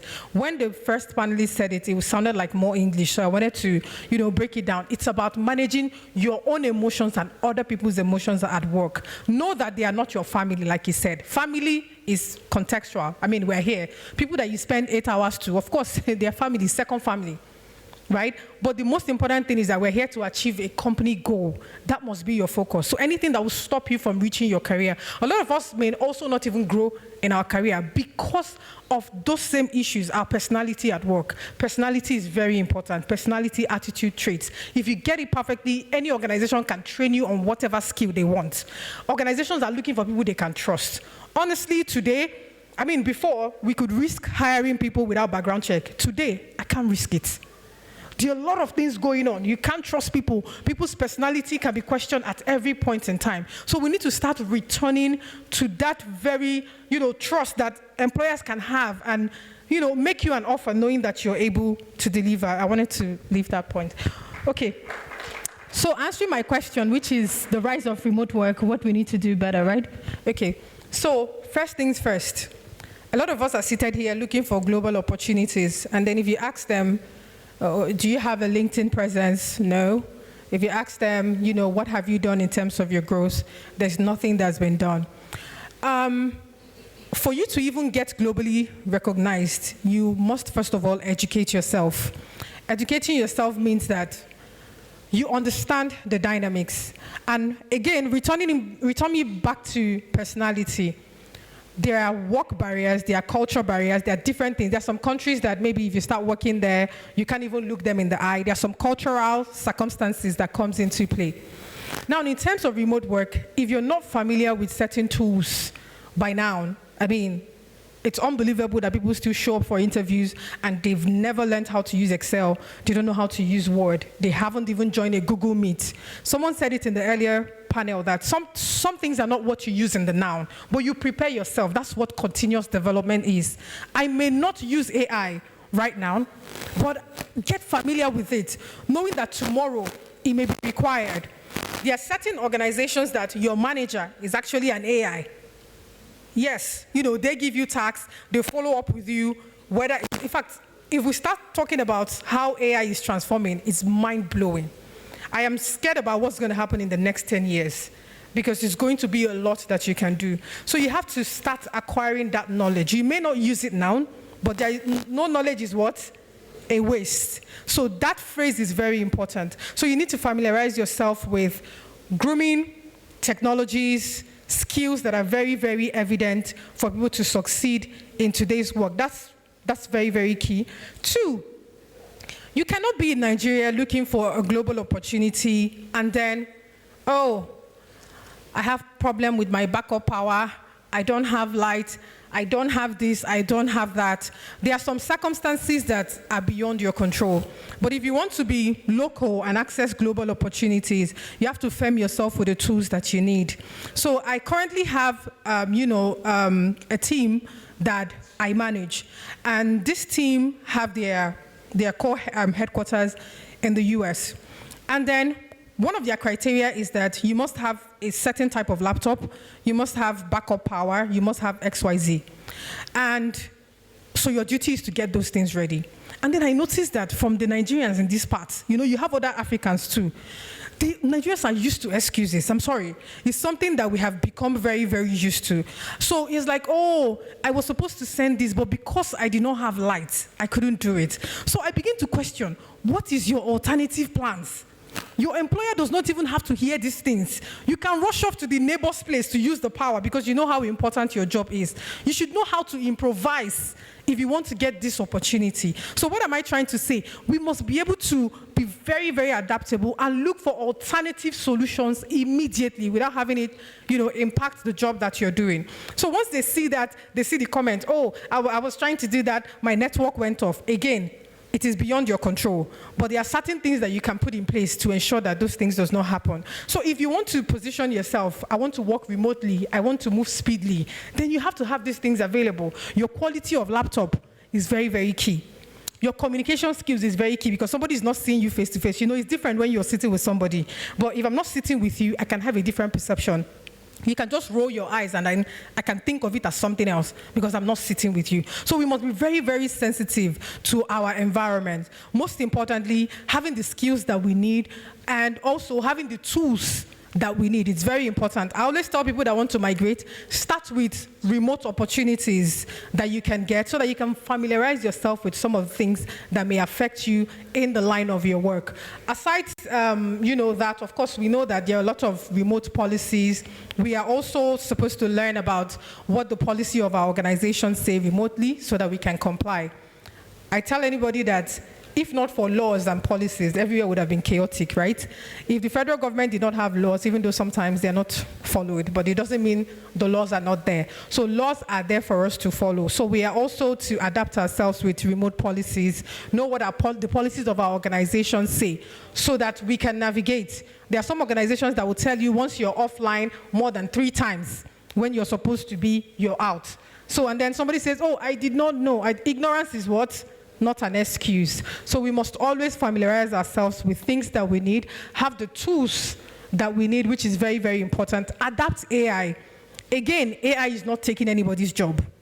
AI would never take anybody's job. AI is there to enhance your job. So leverage on it. If you're doing something for 10 hours before, and AI is able to help you do that in 20 minutes, by all means. It is now in your intellectual capacity to review and ensure that what you have there is correct. There was a time somebody submitted their CV and they wrote a cover letter on the email. And then when I opened it, it said, please write a cover note for me. And then the thing wrote the cover notes for them, and then they pasted everything. So it came from ChatGPT directly on their platform, and I was so shocked. Like, I wanted to call this person. I felt like calling this person to say, what? So you could not review what you were posting? So you realize that attention to detail. So why AI can be a benefit for us, it makes our work, the idea is for it to make our work easier and shorter. It's not for it to make your brain not to function. So please, it's a complemented effort. So use what they give you and then use your own God-given brain to manage the entire situation. Thank you. Is the emphasis on the brain for me. Please put your hands together for Thelma, please. It's very, very important that, I remember when I used to be an educator, I used to work with children from ages 5 to 7. And most times when they're having their creative writing, we'll tell them, when you're done writing, make sure you edit before you submit. So if children can do that, how much more the adults? And again, I also noticed that most people don't read their policies because of the, what's it called, the urgency of I need to make money. You just click accept and you send.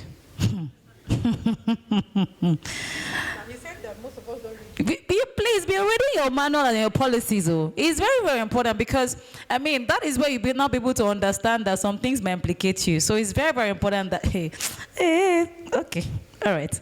Please, moving on to Mr. Wiley, please. What role do international labor standards play in fostering sustainable global growth, and how can organizations align with these standards? I wish. Well, labor standards, basically for me is this. Yeah. And this is an indictment on most HR, basically. Most HR, we have very few industrial relations experts around now. Everybody's becoming HR generalist or specialist. But the area that can really put you in trouble progressively now is the context of the standards, as you mentioned, the ILO conventions, the ILO recommendations. There are about 10 core conventions, as they call it now. They are core conventions of the ILO. And the application of the core convention is that whether you're a member of the once you're a member of the ILO, by reason of membership, those core conventions are binding on you. Conventions are like international treaties. So the country or your country is supposed to domesticate some of those provisions in the conventions into your local laws, into the labor laws. If I ask how many of us have a working knowledge of the labor law, the Nigerian labor law, probably very few of us. But you cannot really survive as an HR without understanding what exactly the labor law is. Now, the employee of the 21st century, they're becoming progressively knowledgeable that if I want an early retirement, just to look for the areas where my employers has defaulted, then I go to court. I go to court, I ask for a very huge compensation, and I move away. And from the national industrial courts also, we've noticed that progressively when cases go to the court, employees win more. Because the employer just believes that a normal lawyer, when I say normal lawyer, a normal company lawyer can go to the NIC and defend our case. Because in the National Industrial Court, it's a specialized court. So the normal technicalities of the High Court doesn't apply. So the National Industrial Court will look at the conventions. We look at best practices. In fact, the third alteration of the Constitution gave the National Industrial Court the right to bring in best practices. So even if it's not in our law, they can look at the conventions and the standard and say, look, in England, in Papua New Guinea, this is how it is done. This is best practice. So it puts the employer at the back foot. So the conventions are playing major role now. How many of us are aware of Convention 190? Convention 190 on workplace violence and harassment. It has redefined the whole context of what harassment is, what violence is in the workplace. In fact, an applicant that you have not employed can sue you for harassment. I saw a post, teacher can be funny. It said you went to Canada, you started the job. Your first day at job, you met a lady at the water dispenser. You tapped her. How was your night? He said, be preparing to come back to Nigeria. So all those things are the real, and those conventions and standards, they are redefining what is. So they are redefining what was. So a lot of things, we take them for granted, but the chicken is coming home to roost now because those conventions are becoming key elements in labor adjudication. So you can't run away from it. Even line managers can't run away from it. because a line manager can even put you in more trouble as an HR because he can take actions because of ignorance. He can take actions that are subjudice or that can tantamount to violation of the employee's right. And progressively also, we are moving away from the core issues of employees' rights per se into moving to human rights now. So the context of human rights is also coming into the workplace, which is driven by those standards. So you need to be very abreast of all those issues. And the way the labor movement is going now, as I said, and I don't know how many of us saw the list, when Nigeria went to the ILO in June. It came in the papers that Nigeria, we have 190-something delegates. Nigeria went to 190 or 200 delegates. Now, for me, it's a different. I have a different perspective to it. If you know what you are going there to do, and an HR person, once you are crossing that line of mid-level to senior HR, you must go to the ILO conference once. It's not a jamboree. I was in the committee of fundamental principles and right at work. That was the committee that I was in June, and I can tell you 3 times. There was a time the committee finished this work around midnight. There was a time they finished around 1 a.m. There was a time they finished work at 4 a.m. And the meeting will start by 8:30 in the morning.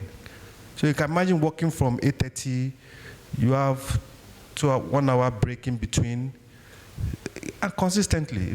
And in Geneva, if you go to meetings, they don't serve you tea. They don't serve you tea, they don't serve you water. So you have to buy your tea, you have to buy your water.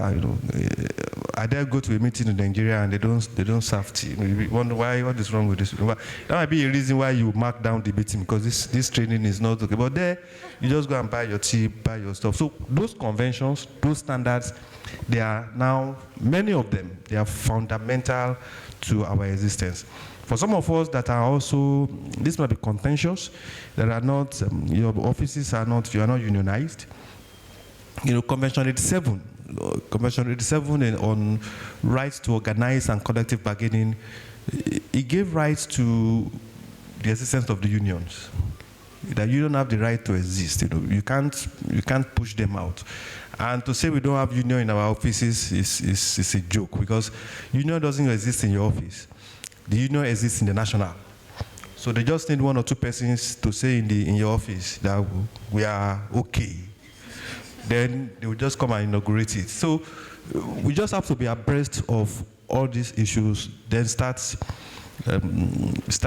creating structures, knowledge structures. I think it all boils down knowledge structures to start. If you don't, I hope nobody from NLC is here.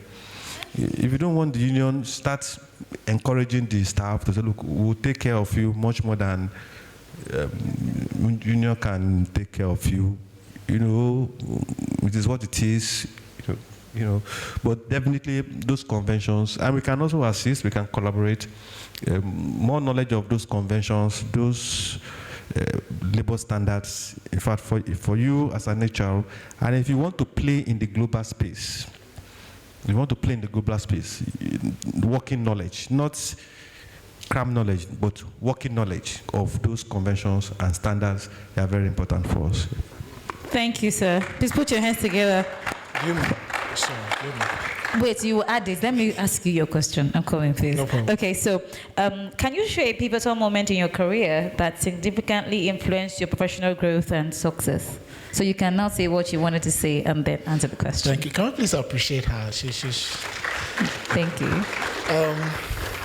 There's, a number of it, but I don't want to forget this thought, because again, we can just add where necessary to expand the scope of reference. I think increasingly it's important that as we talk about global opportunities and the skills required to get them, we need to add the bit around the additional knowledge we need to add of what operates in those countries. I'll give 2 very recent examples.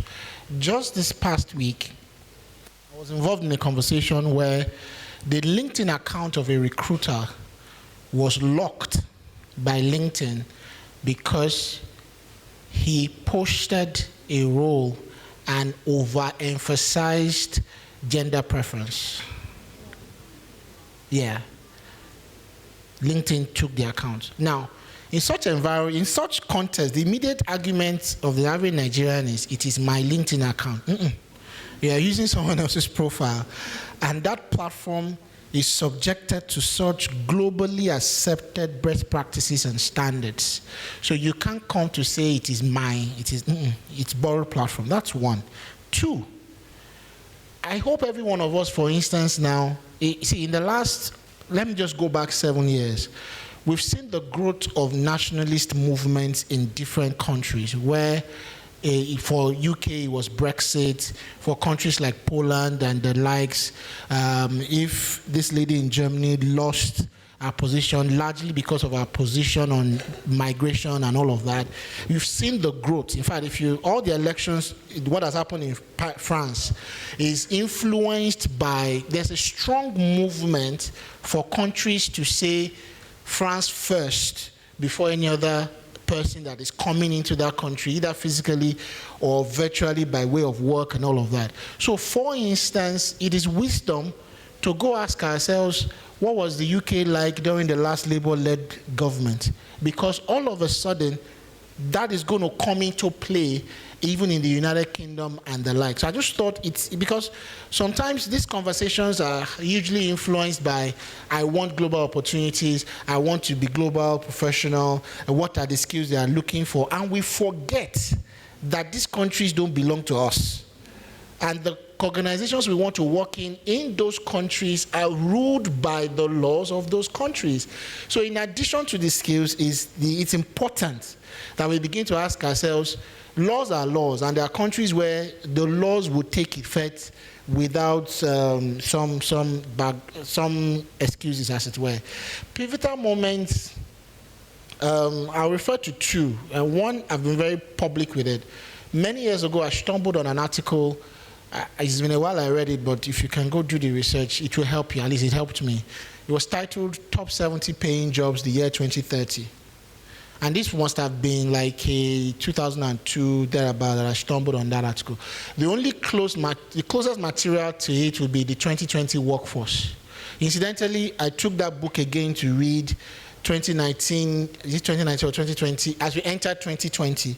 And I mean, February, COVID hit and all of that. And in that book, the 2020 workforce, after 10 major predictions between the year 20, and it was written in 2010, by the way, between 2010 and 2020, the extra 5, in fact, they call them prophecies, the extra 5 prophecies that was added to the 10 bold predictions. Number 3 was that there was going to be a global pandemic that will alter the way of work globally. But I linked that to the original book that I read, that article I read, Top 70 Paying Jobs in the Year 2030. And that shifted my thought pattern around work and careers and all of that. One was the time perspective. It was important to be very long-term in each of our projections. And so even if you are, and I think we don't do that enough, where people have had career challenges, or you went to give birth, you couldn't come back to the workplace, you got sacked, without due cause, you took a wrong turn, and then 2-3 years, there's this huge gap. People that have made wrong career decisions, or just took a right turn and activities came up. There are people that have not recovered from COVID, for instance. So it's important that we re-emphasize these things. So for me, those two materials helped me to, I rarely talk to you about career issues and I'm just looking at this year or I'm looking at next year. I'm almost always trying to force people to say, can we, and it's not, when I say your 5-year plan, it's not necessarily in the exactness of it, but just that take your eyes off the here and now, because sometimes it colors our reasonings and it helps us, it doesn't allow us to make, either you are making a decision to stay or to move or to whatever it is or to invest. The longer we are with it, the better. So that for me is one. It really helped me. The second thing I like to refer to was when I was leaving consulting, my first exit out of consulting into practice. I was to take a role to be head of L&D for one of the banks. But before that, I was speaking to another bank, and I would have possibly just been a member. I would have been responsible for curriculum development in the academy in the bank at the time. But another bank that we were servicing as a consultant then said, you know what, you can't be the head of L&D. And there was like a 4 or 5 million naira difference in salaries. But thank God for Joel Omeke, my mentor at the time, who I shared with, and he was like, you know what, Benga, this will be a member of a unit. This will be the head of the unit. Making this move now, even though I see the financial difference, it will buy you years. And he was the one who started talking to me about how you make career decisions that collapse years. You can make some career decisions, vertical or horizontal, and what you've done with that move is you have collapsed 3, 4, 5 years. It's just that one move, right? I took that role. 2 months after that, the bank adjusted salaries. 3 months after that role, there was the head of the HR director in the other bank was removed, and another director came, and she came with all our unit heads. By the 4th month, people that were handling my recruitment in the other role was asking me if there was space in this one. And that's to emphasize that after all the exactness and the planning and the razzmatazz, there's a divinity to careers. And there is wisdom in other people. There's just this thing around, this is who I want, this is who I am, this is what I want. But I can call him and say, please help me just query what I'm thinking. And those things can save you years, or they can buy you years. That would be my... Please put your hands together, please. Wow. And I mean, this is the second time in this conversation that we're probably the third time we're touching on the effect of the touch of divinity, which is to say that in as much as you're moving from one career to another, know your God. That's what I'm going to say. Now, Thelma, quickly, because of our time, because we need to wrap things up, and I'll just ask you one question, and of course ask Wale his final question as well. So, what trends do you foresee shaping the future of talent acquisition, and how can professionals prepare themselves, rather, to stay ahead in this evolving field? Okay, so over and over, what was said today is that the day you stop learning is what? They start dying. Yeah. So the trends are changing every day. In fact, we're struggling to catch our breath with the amount of, skills that are coming out every day, the amount of tools. So the trend that will remain permanent is your ability to learn, continue learning. Learning does not have to be only when you enroll for a course. It can be a conference like this. It can be a meeting with other professionals. It can be a podcast. It can be whatever that helps you grow. So learning is very key. And of course, the second part is also leveraging the global best practices. Just like our director was saying about, policies. There was this thing on social media where a Nigerian who moved to, I think it was to Canada, and was it UK? And then they were forwarding, I pray NSPPD, right? And then they were forwarding NSPPD prayers, if we're familiar with that. So he was forwarding it to his colleagues, people they were working with, and then they reported him for harassment. So because actually it was an invasion of privacy, because you're sending somebody an information against their wish. So that means everybody in Nigeria should be locked up, actually. Because before I even log in, I already have like 10 links for me to join the prayer. So what am I trying to say? We must be aware of cultural differences. It has become very, very important.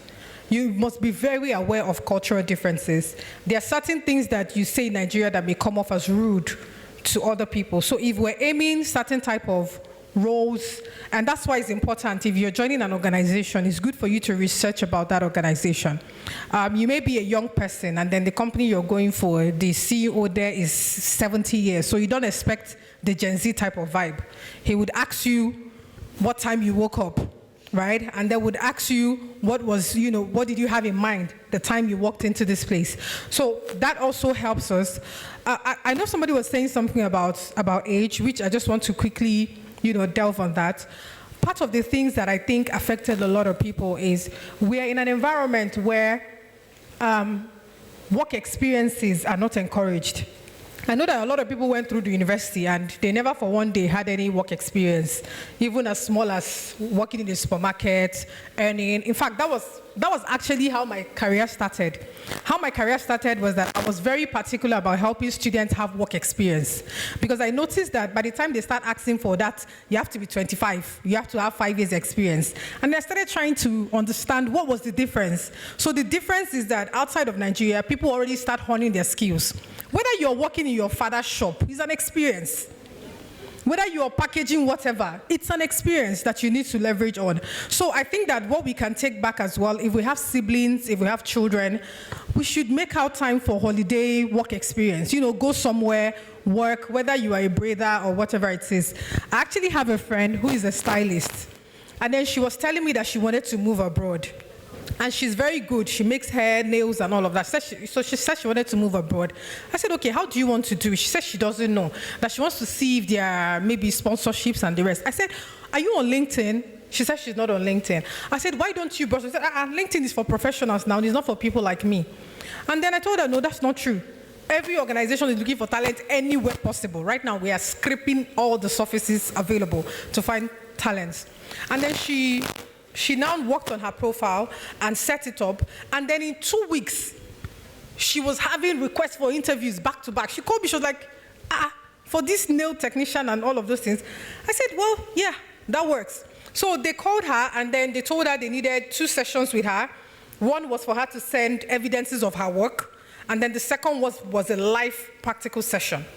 So she sent evidence of her work. So the evidence of work included the things she has done and then herself doing them. And then the second one was a practical, so which she went through. And then, you know, the second phase, they called her, and then they watched her make nails. They watched all her technique of how she made the nails and stuff. And as I speak to you today, she's in the US on a sponsorship. So there is no limit to any, career, anything you want to do. So know your onion, that's number one. Know the right platforms, be on those platforms. You can't be searching and you're not visible. I may not be visible because I'm not searching. I may not be popping up in speaking engagements because I am not interested. I don't know if you get me.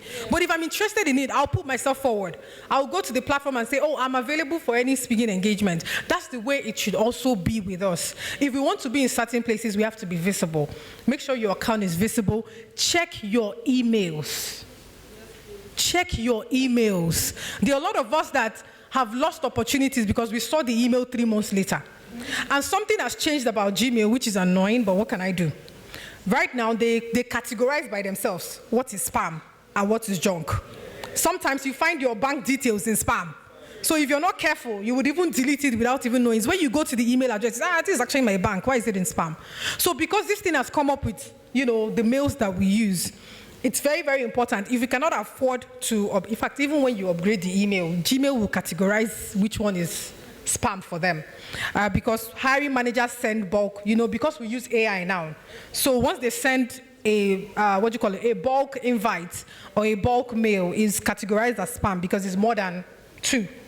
So check your emails very, very often. It could have some opportunities for you. It may not necessarily be jobs. It may also be programs that you can leverage on. There are people that didn't have any work experience, just a program that they went for 4 weeks, what skyrocketed their career. So there's no manual, just like they say, there's no manual in life, but you have to be prepared at every point in time for you to navigate. So some of the future of talent again that we see, people who are multi-talented. I know that sometimes you come across as you're multitasking. For me, I see it that way because we are learning a lot of things at the same time. But the truth is, a lot of businesses want people who can do more than one thing, true or false? Even yourself, if you're a small business owner, you don't want to hire somebody that only knows how to do accounting. You want the person, in case there's an emergency, somebody can do a little bit of admin. So that means you're flexible in your thoughts. So while you have your streamlined career, also pay attention to side experiences that can help you move or that can help you pivot at the same time. And then also, part of the future of talent acquisition that we also see is so part of it that we also see is the fact that you have to be somebody who leverages your soft skills. It's very important. Hard skill is not enough. I say that often. You need to be able to work as a team. You need to be able to learn how to communicate. You need to be able to learn how to solve problems. Nobody was born with these skills. They learned it, and you too can learn it. Thank you. Please put your hands together for Thelma, please. And of course, final question for Wale, which is, what strategies do you recommend for promoting inclusivity and equitable treatment in the workplace? What strategy? Yes. They used to say, culture it's strategy. For me, it's the first thing is to, it's not really a strategy, but the first thing is to just decide. Decide whether from beginning, at the middle, or probably the time when you have the big bang, to decide that, look, we want to run a system that is inclusive. Inclusiveness and what again? Pardon me? Inclusivity and diversity. So just decide that you want to run a system that is inclusive and has and equitable. Now, when you agree on that, those concepts, then define what inclusivity means to you, to your business. Define what diversity, what it means. There might be a global context for it, which you might not necessarily deviate from significantly. But within the context of your business, the size of your business, you can decide, oh, this is the point, the level that I want to go. Then once you have agreed at this is where we want to go, then you start putting in structures. Probably from your recruitment process, you align the need for inclusiveness and diversity in your policies. You align with to your engagement. You align with everything that you want to do. Then for me, you now start what Benga mentioned, internal stakeholder communication. Because you might have it in policies, and what kills policies most times, and why they don't work, is there's no internal alignment. You have the beautiful policy, but people inside, they don't really understand it, you know. So for me, it's more of taking people, consciously taking people through those processes. I'm not sure any of us do, but even in our TGI, thank God it's Friday events, even in our town hall meetings, those that do town halls, you know, there's nothing wrong in taking one day to, let's even discuss the context of our policy, just to gauge the understanding of the staff. It will amaze you that many people don't know it. You know, even the handbook that you give staff, that okay, just sign it. As somebody said, we just sign for signing's sake. You know, somebody will say it's something that will kill a man. But it probably won't be the policy. So, in fact, that's a joke. When we're writing projects in school, and that's the perception we all have when we're writing projects. So I stumbled on one of my friends. His name is Sly. So he was dubbing projects. He was dubbing another many years ago project to submit. He said, Sly, you did dub project. I will say the ways. I didn't forget this. He said, smart. Maybe my project could solve Nigeria problem. That's how we talk. So I can't forget. Just smart. Maybe my project could solve Nigeria. And that's the attitude most of us have to these days. Even the policies at work, you say, see, HR will manage the policy. But meanwhile, those policies are traps for the system and also for all of us. So for me, it's less of the culture, but more of stakeholders' engagement in this conversation. If it's a one-page policy, create time once a month, once in a quarter. Let everybody sit down and just gauge knowledge, gauge understanding. Okay, do you understand this? And then we'll consistently reduce threat of not being inclusive and threat of not being diverse enough, because those things are also coming into the labor law, whether we like it or not. Yep. Please put your hands together for our panelists, please. I'm sure we've learned a lot this beautiful afternoon. And of course, because of our time, we are really, really strapped for time, and we'll only take 2 questions. Yeah, the lady in the check shirt. Let's have a lady and a man so that we can balance everything. Okay, so the gentleman, so as women supporting women, please. The gentleman, please, can you please come forward? And the lady at the back, please come forward. Please put your hands together for them as they make their way forward to be able to ask their questions. Just 2 questions, because we need to wrap it up, and we have different organizations that have coming that need to interface with the students and alumni as well, so we need to be able to. Sarah, please, can we give the microphones, please? Thank you. Ma'am, can you come this way so that you can all... So just ask your questions, and then I'll take them together, and then we'll be able to answer the questions. All right. Good afternoon, everyone. My name is Olamide Jomar. I'm a student with Rome Business School. Okay, my question is to Mr. Benga. I mean, you touched on it a bit. I wanted for you to be able to share more on the how mentoring would impact on individuals, because a lot of people are here primarily to get jobs.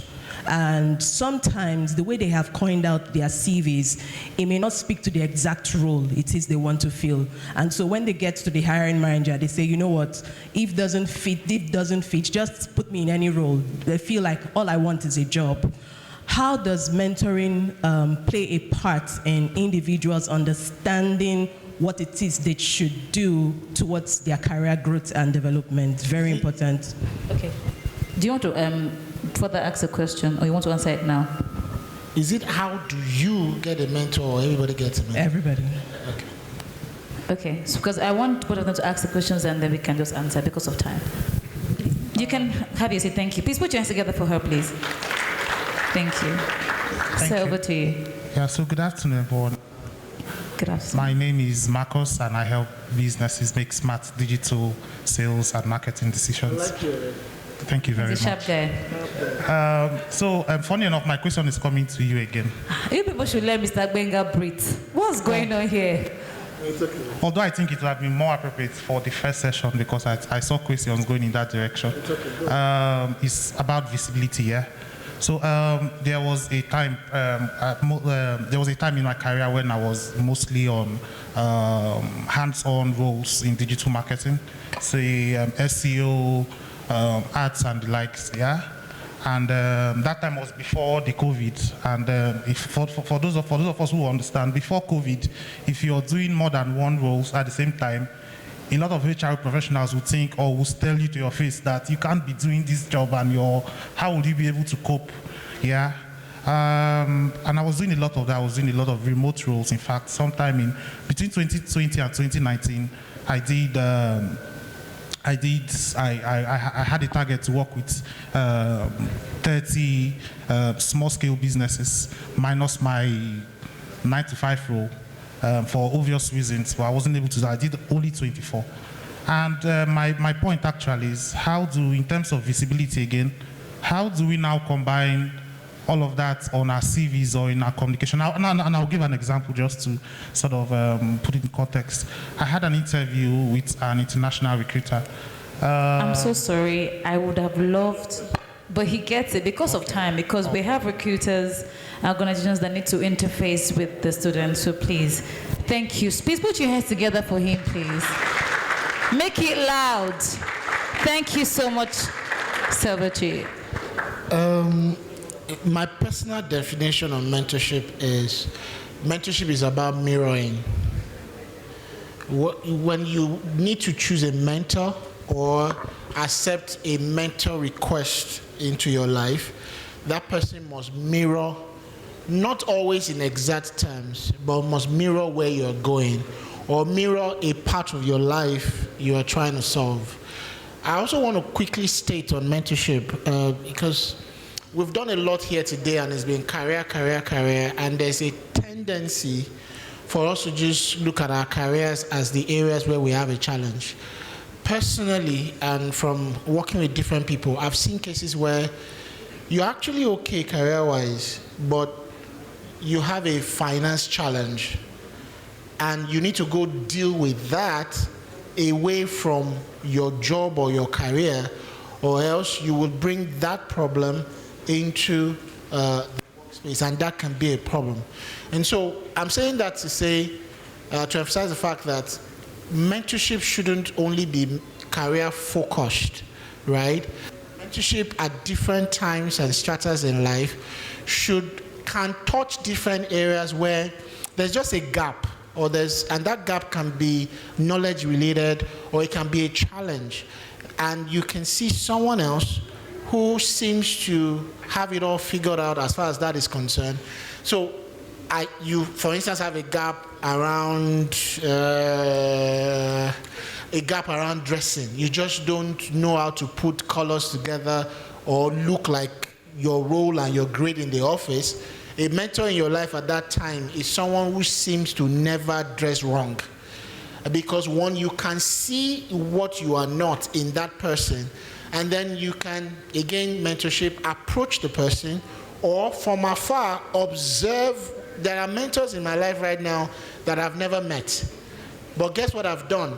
On any platform, from LinkedIn to Instagram to Twitter, or whatever it is, I've turned on notification to their post. What that does for me is I read what they are talking about, and that gives me the opportunity to just rub my mind with their mind, and I can see where their thought is headed. And that is the mentorship I need for that 6 months, or for that. In the course of the week, I have one of them that I personally call in my template. He posted that the organization was celebrating 18 years of establishment. I reached out, apart from the post, I reached out to say thank you. And in that 5-10 minutes of conversation over the phone, he mentored me. Why? Is a mirror of what I want to be at a certain time or age in my life. Is doing almost 90% exactly of what I want to be doing and that I'm currently doing. But it's got 10 years on me as far as that project is concerned. So I look at him every day. When I'm having a bad moment, I literally go to his Instagram feed, and I'm reading, and so I'm able to read in between the lines. We have actually never met in person and talked for 30 minutes before since I've known him. Never. But I interact with him that deliberately, because on that thing is a mirror of what I want to be. And I see it, and that interaction now helps me to pick what I need to pick. And please, I want to beg. So you can do that for different areas too. And be deliberate that is holistic, because increasingly I'm seeing people who, you are making career decisions because, oh, I'm not happy, but that gap you are trying to fill is something else, but you are not addressing that because you are not looking for a mentor in that area, because you don't even see it as a gap. So that's and you have to be deliberate, and don't look for people who are really high there. So you are a finance person, you want to be a CFO. The CFO of your organization or another organization might not have your time, but trust me, that CFO has a number 2, number 3 that is perhaps more available. My personal recommendation is look at the CFO from afar, but for actual engagements and practical sessions, look for number 2s, number 3s, and number 4s. They may have the time that you require. That would be that on that, but we can meet after now. For you, the second guy, first impression, you come across as someone that should just face his enterprise and be less concerned about growing your job. That's the vibe I get from you. Because if you're able to you didn't do 30 jobs, you did 30 projects. You did 24 projects, not 30 jobs. And that right there is a portfolio of services you have rendered to organizations that cut across industries. And when you started, you sold yourself as an entrepreneur, not a job seeker. So why are you confusing yourself, right? That's one. That's one. 2 is, my model on this visibility thing is content container campaign. Content, and this is not curated content social media. Content is know your stuff. Know this depth and breadth of knowledge. Know everything there is to know about one thing, but one thing about a lot of things. So have depth, have actual content. You know what you know, right? And you take your time to consistently know what you know. So whatever that service or that specialty is, keep investing in that knowledge. And remember, I'm saying knowledge or learning, not training, because I learn from 1 hour of Bloomberg TV every day. It's become an habit. I learned that way. So content, know your stuff. Know that thing so well that when you sit or engage with potential stakeholders in that area, they know that you know what you're doing. 2, container. Look like it. Look like you know what you're doing, or look like you know what you know. right? And that comes with, in this world, is both how you dress and appear in workshops to how you appear online, right? You see a mechanic, one of the many reasons why you know he's a mechanic is how he or she looks, right? So be deliberate about that. And all things social, but also all things physical, the way you dress, the way the perfumes you use. You're in a place like this, it's important you came with a perfume. And think, because you will hug people, you get close to people, you sit beside people. All those things matter, right? Content, container. And for someone like you, if you're in the digital space, you should have a well-developed website and as well a personal website so that there is your person separated from your enterprise, right? That's important. But the third is now the campaign. Be known for something. Right? And I know sometimes when we say be known for something, people get stuck and I say, I'm just known for one thing forever and ever, right? But it's that you are known for something, but you are progressive in that outlook. So you can't be someone who talks technology and you don't have anything to say about AI today. If I start talking about AI right now, you would actually think I'm a tech person. But I'm still in HR, or I start talking about business analysis today. It's more than a job role. It's a competence that anybody can pick. And I'm in HR, but I know and I've studied business analysis because it helps me to understand and serve the businesses that I support. So that would be my advice. That's the model I've always used. I have knowledge around something. I look like I know what I'm doing, and I know what I know is on my inside.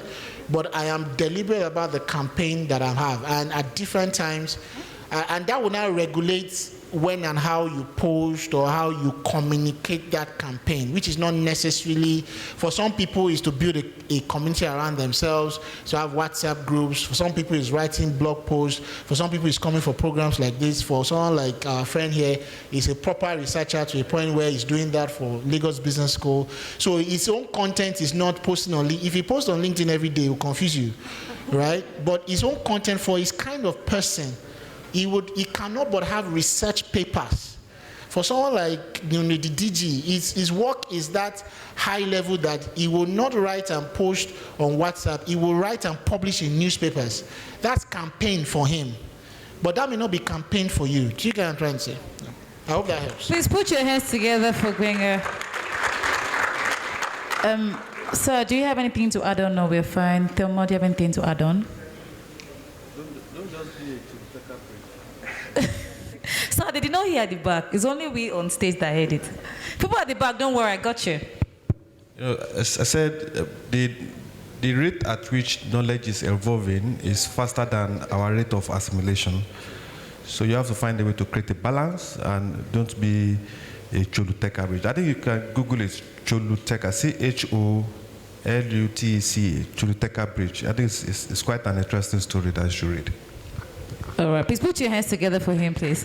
And of course, Thelma. Okay, so what I would say is do away with unrealistic expectations. I've seen a lot of people now, they've capped themselves. You know, if the salary is not 1 million, I would not take. You may be waiting for the longest of your life. That people are writing that on LinkedIn does not mean that that's the reality. Some of these write-ups you read are people in Canada and US. They are not in Nigeria with you. So the first thing you ask yourself is, what is my worth? Always compare your skills, you know, put that in line with what you're asking for. Don't be unrealistic. A lot of things that has kept people why they are 45 and they have not grown in their career is because they are waiting for something that does not exist or something that would have taken time to build. So instead of you to waste time waiting, I would say hop on the one that gives you the opportunity to learn and take it that this career, I'm not here for the money, I'm here to gain what I need to take that leap step. He mentioned it, that there are some steps you take and it makes up for the 5 years of the time you think you're waiting. Do away with unrealistic expectations. Please put your hands together for our panelists, please. Was that an amazing session or what? Can we please put our hands together once again for our panelists? Photographers, can we take pictures? And of course, we'd like to have our sponsors speak to us. Thank you so much. Swift Telephone Network and Tropical General Investment Group. And is Victor Okore around? Victor, are you in the hall? Okay, just give us a minute after pictures would. Okay. This is part of visibility, by the way.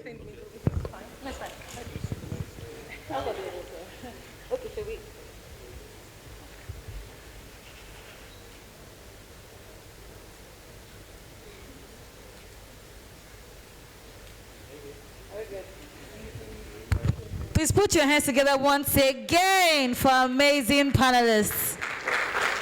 Please keep on clapping till they get off stage. Thank you, Thelma. Thank you, Wale. Thank you, Benga.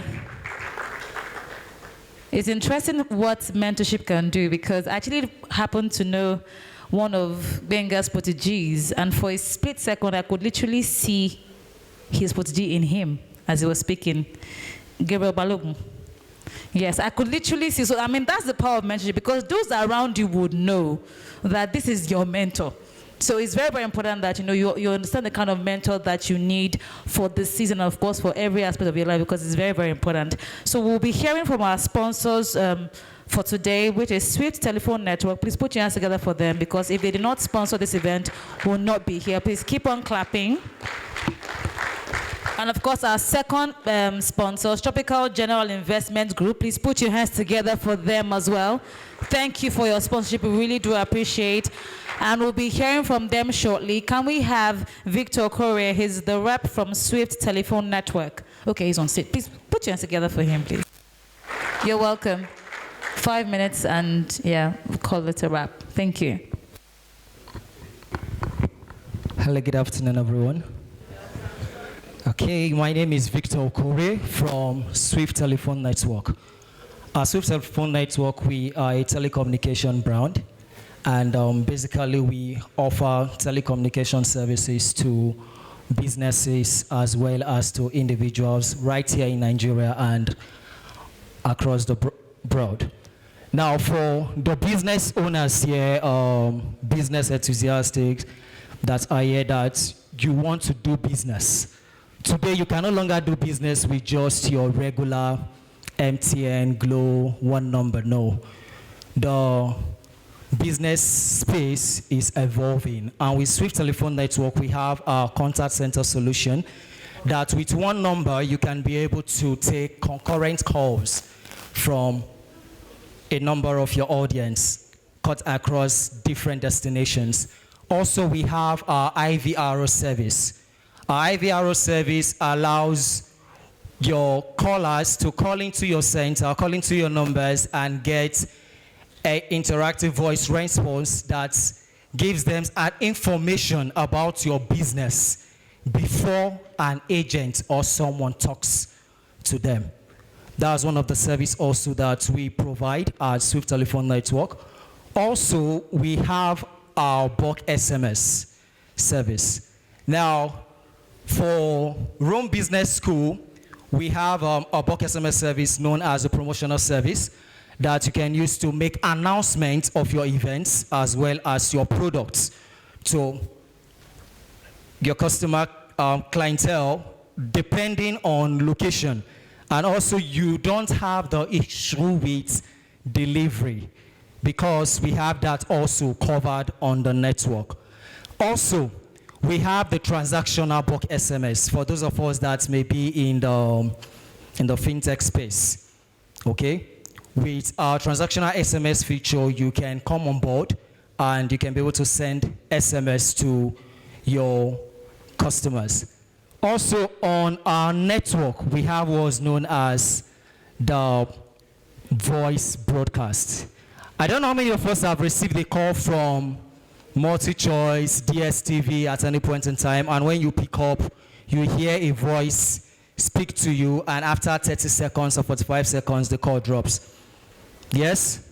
Thank you. Now, that is voice broadcast.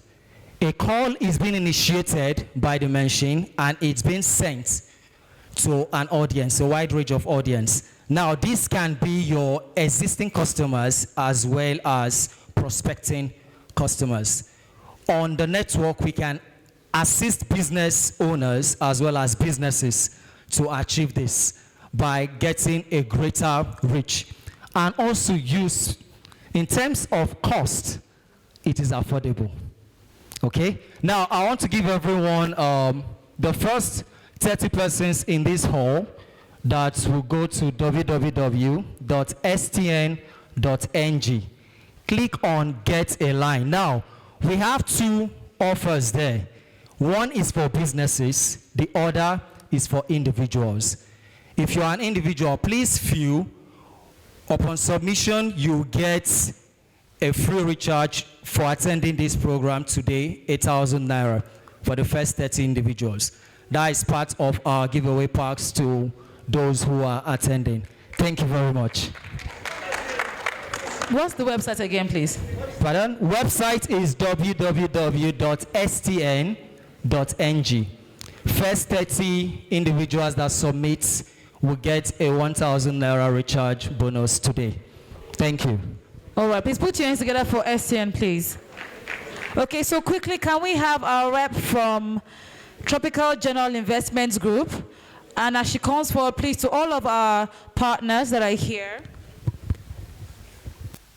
Now, please note that these organizations, they're here for recruitment. So please make sure that you go to all of these stands and visit them. Please make sure you have conversations. And we have career mentors around. We have Mrs. Elizabeth Kings at the HR Leverage stand. We have Wumi Faiga at Cyber Teapot stand. And we have Cynthia Sonyolu at the Polaris Bank stand. These are career mentors. Please make sure that you speak to them, should in case you have any questions about career pivoting and the likes. And shortly after Azizat from TGI speaks, I would also read out all of the organizations that are here for recruitment so that we can know, based off of what we want, we can be able to go to the organization that best meets our requirements. Over to you, Aisha. Please put your hands together for her, please.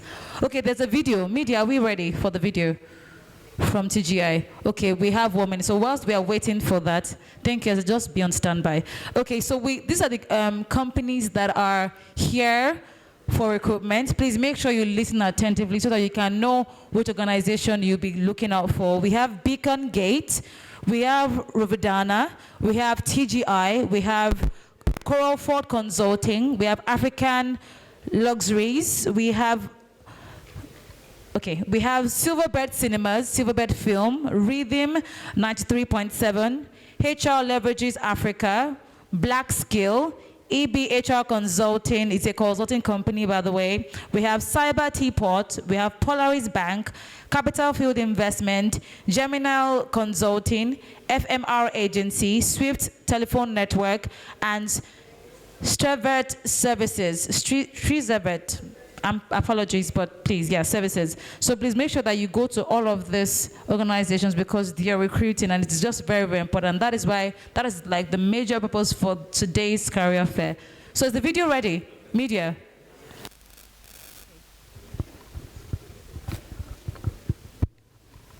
Can we have volume, please? Can we pause it and then have volume? Because we need to hear the audio from the video.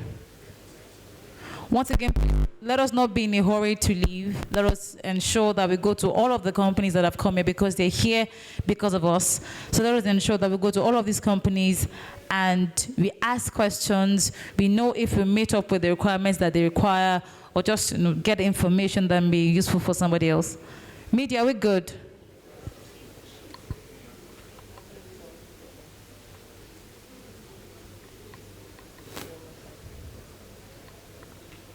There's still no sound, media. But can you just speak, maybe, because of time. All right, good afternoon, ladies and gentlemen. Kindly permit me start off appreciating Rome Business School and for a wonderful career fair. The panel sessions have been most inspiring. I thoroughly enjoyed myself. Dr. Olukayode, Thelma, I think she's gone. A few of the panelists, the facilitators have gone. Benga, it was a pleasure speaking with you earlier today. My name is Azizat Shubawale, and I'm delighted to be here representing TGI Group. TGI Group, as you will notice, all right, thank you. TGI Group, as you may notice from the video, is a multinational group of 17 companies playing in different industries, from oil and gas servicing to manufacturing to chemicals to pharmaceuticals. I have a few of my colleagues here, Nevan, from our pharmaceutical business unit. We only met here by surprise. To retailing, to chemicals, agribusiness. We have footprints in about 5 countries. We're in Nigeria, we're in Ghana, We are in Benin Republic, we are in Dubai, we are in India. As a group, okay, so I'm going to try to do better than Swift. I was going to mention our brands, but I'm going to allow 5 people mention some of our brands, and you would have 10,000 naira each.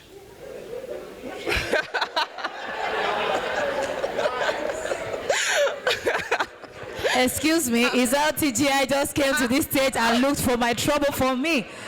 Azizat, I don't like what you just did. I'm sorry. Let me start. Excuse me, let me start with the brand name. Let me start. Why would you describe? I'm a person with the microphone. What do you mean? I'm going to start. Okay, so I'm going to allow you select the people. Not start. We will see in camera on the other one. She said if it's hold her account, she said she will see me in camera.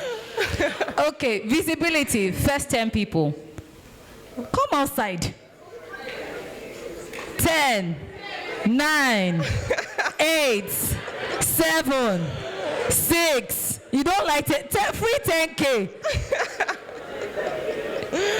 Free 10K. 10 people. We have 1, 2, 3, 4, 5, 6, 7. 3 more people. 8, 9, 10. Yeah, it's like, it's actually very balanced. 5, 5. Wow, interesting. Okay, so we'll start with the first person. Ladies first, after the gentleman. All right. Chief Farms, one of your brands. That's a company. So what's our brand? Okay, rice. What rice? Bull rice. Almost there. Yeah, Almost bull there. rice, like the bull Wait.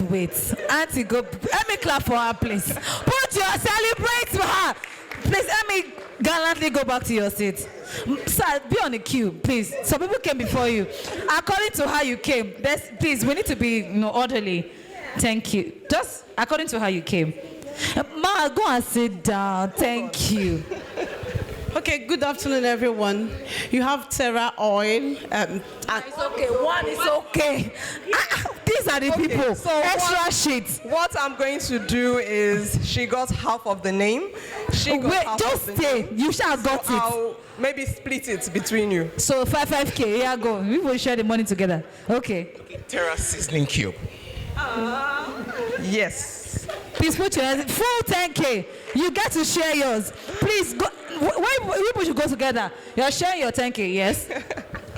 Confirmed soya oil. Sorry. Confirm. No. Is it confirmed soya oil? No. She's wondering, that name doesn't sound familiar. Please, you can go back to your seats. Please put your hands together for her, please. Please, Ma, come for. You look very gentle, but don't worry, we're with you. Terra Seasoning Cube. Yeah, but someone said it's already. Big bull rice. Big bull rice. Yes, big bull. So how do I do now? Don't worry, it's 5K. Let's hope somebody gets his half that will share the 10K with you. But just be on standby, just, yeah. Ma. Terra Golden Oil. Yes. Also, she said half. Wait, Aziza, it's golden Terra oil. Idea is needed. Let's just. Yeah, so she had said Terra. Okay, only Terra. She has said Terra oil. So they will both share the 10K. Half. So hold on to your sister. Right now, 3 people. So the next half, maybe we'll have 4 people have 5,000. Okay. Yeah. Oh, all right. Chief Farms. Is it not Chief Farms? Can you get their details? Azizat, he said Chief Farms. No, that's it's a product, not the company. You can go, sir. I'll tell you the brand. Thank you for coming. Please put your hands together for him, please. Thank you for your courage. We appreciate you. All right, Renew Cold Water Starch. Yes. Excuse, wait, bro, stay here. Stay here. You use the starch very well, Abby. Yes. We know that. We know our brother, but please put your hands together for him, please. So you're going home with 10K.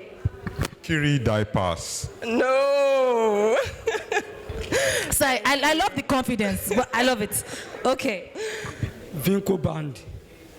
Vinco. Okay, yes, that's one of our brands. Please put your hands together. All right. So I noticed something very interesting. All the guys got the 10K, all the ladies got 5K. What's going on here? There's a lesson to learn there.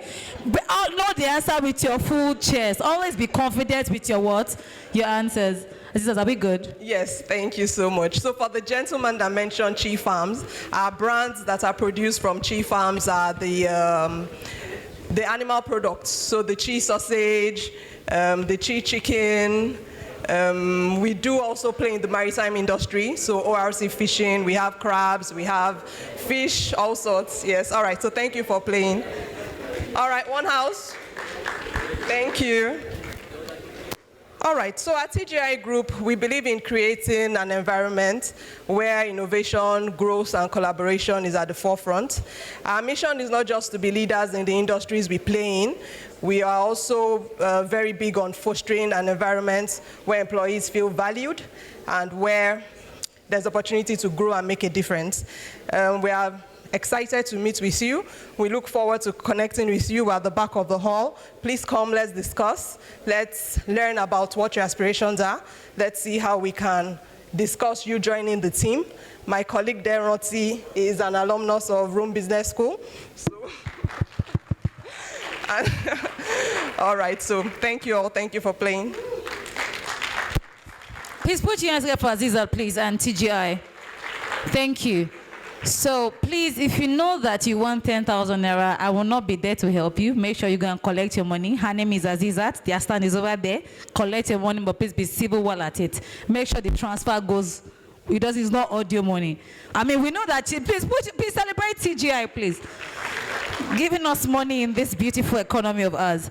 So in the course of the event, we noticed that somebody had plugged in their phones. It's a Samsung phone. But you must tell us the frequently called number. The owner has found themselves. There's even a tab. Okay. If you know that you have a device that is missing, please meet the Rome Business School team and just identify yourself with the devices. Please make sure you go to any of the individuals from Rome Business School and then they'll attend to you. Okay, with this, I believe that we've come to the end of Rome Business School 3.0 Career Fair. Can we please celebrate Rome Business School? Thank you so much. And it's been a delight and let's still wait. Excuse me. Let's hold on first. Let's calm down. Okay, so once again, it's been a delight and a pleasure serving as the master of ceremony for today's event. My name is Jadesola Adewodun. Professionally, I'm known as Lady Jade. I'm a professional event host, and of course, I host every kind of event. Justina, hold on. Relax. Oga said I should wrap up. Hold on. Okay, so you can find me on social media, on Instagram at Lady Jade Global. You can find me on LinkedIn at Jadesola Adewodo, and the same applies to Facebook as well. So I would also love to connect with you and also create memorable events for you such as this.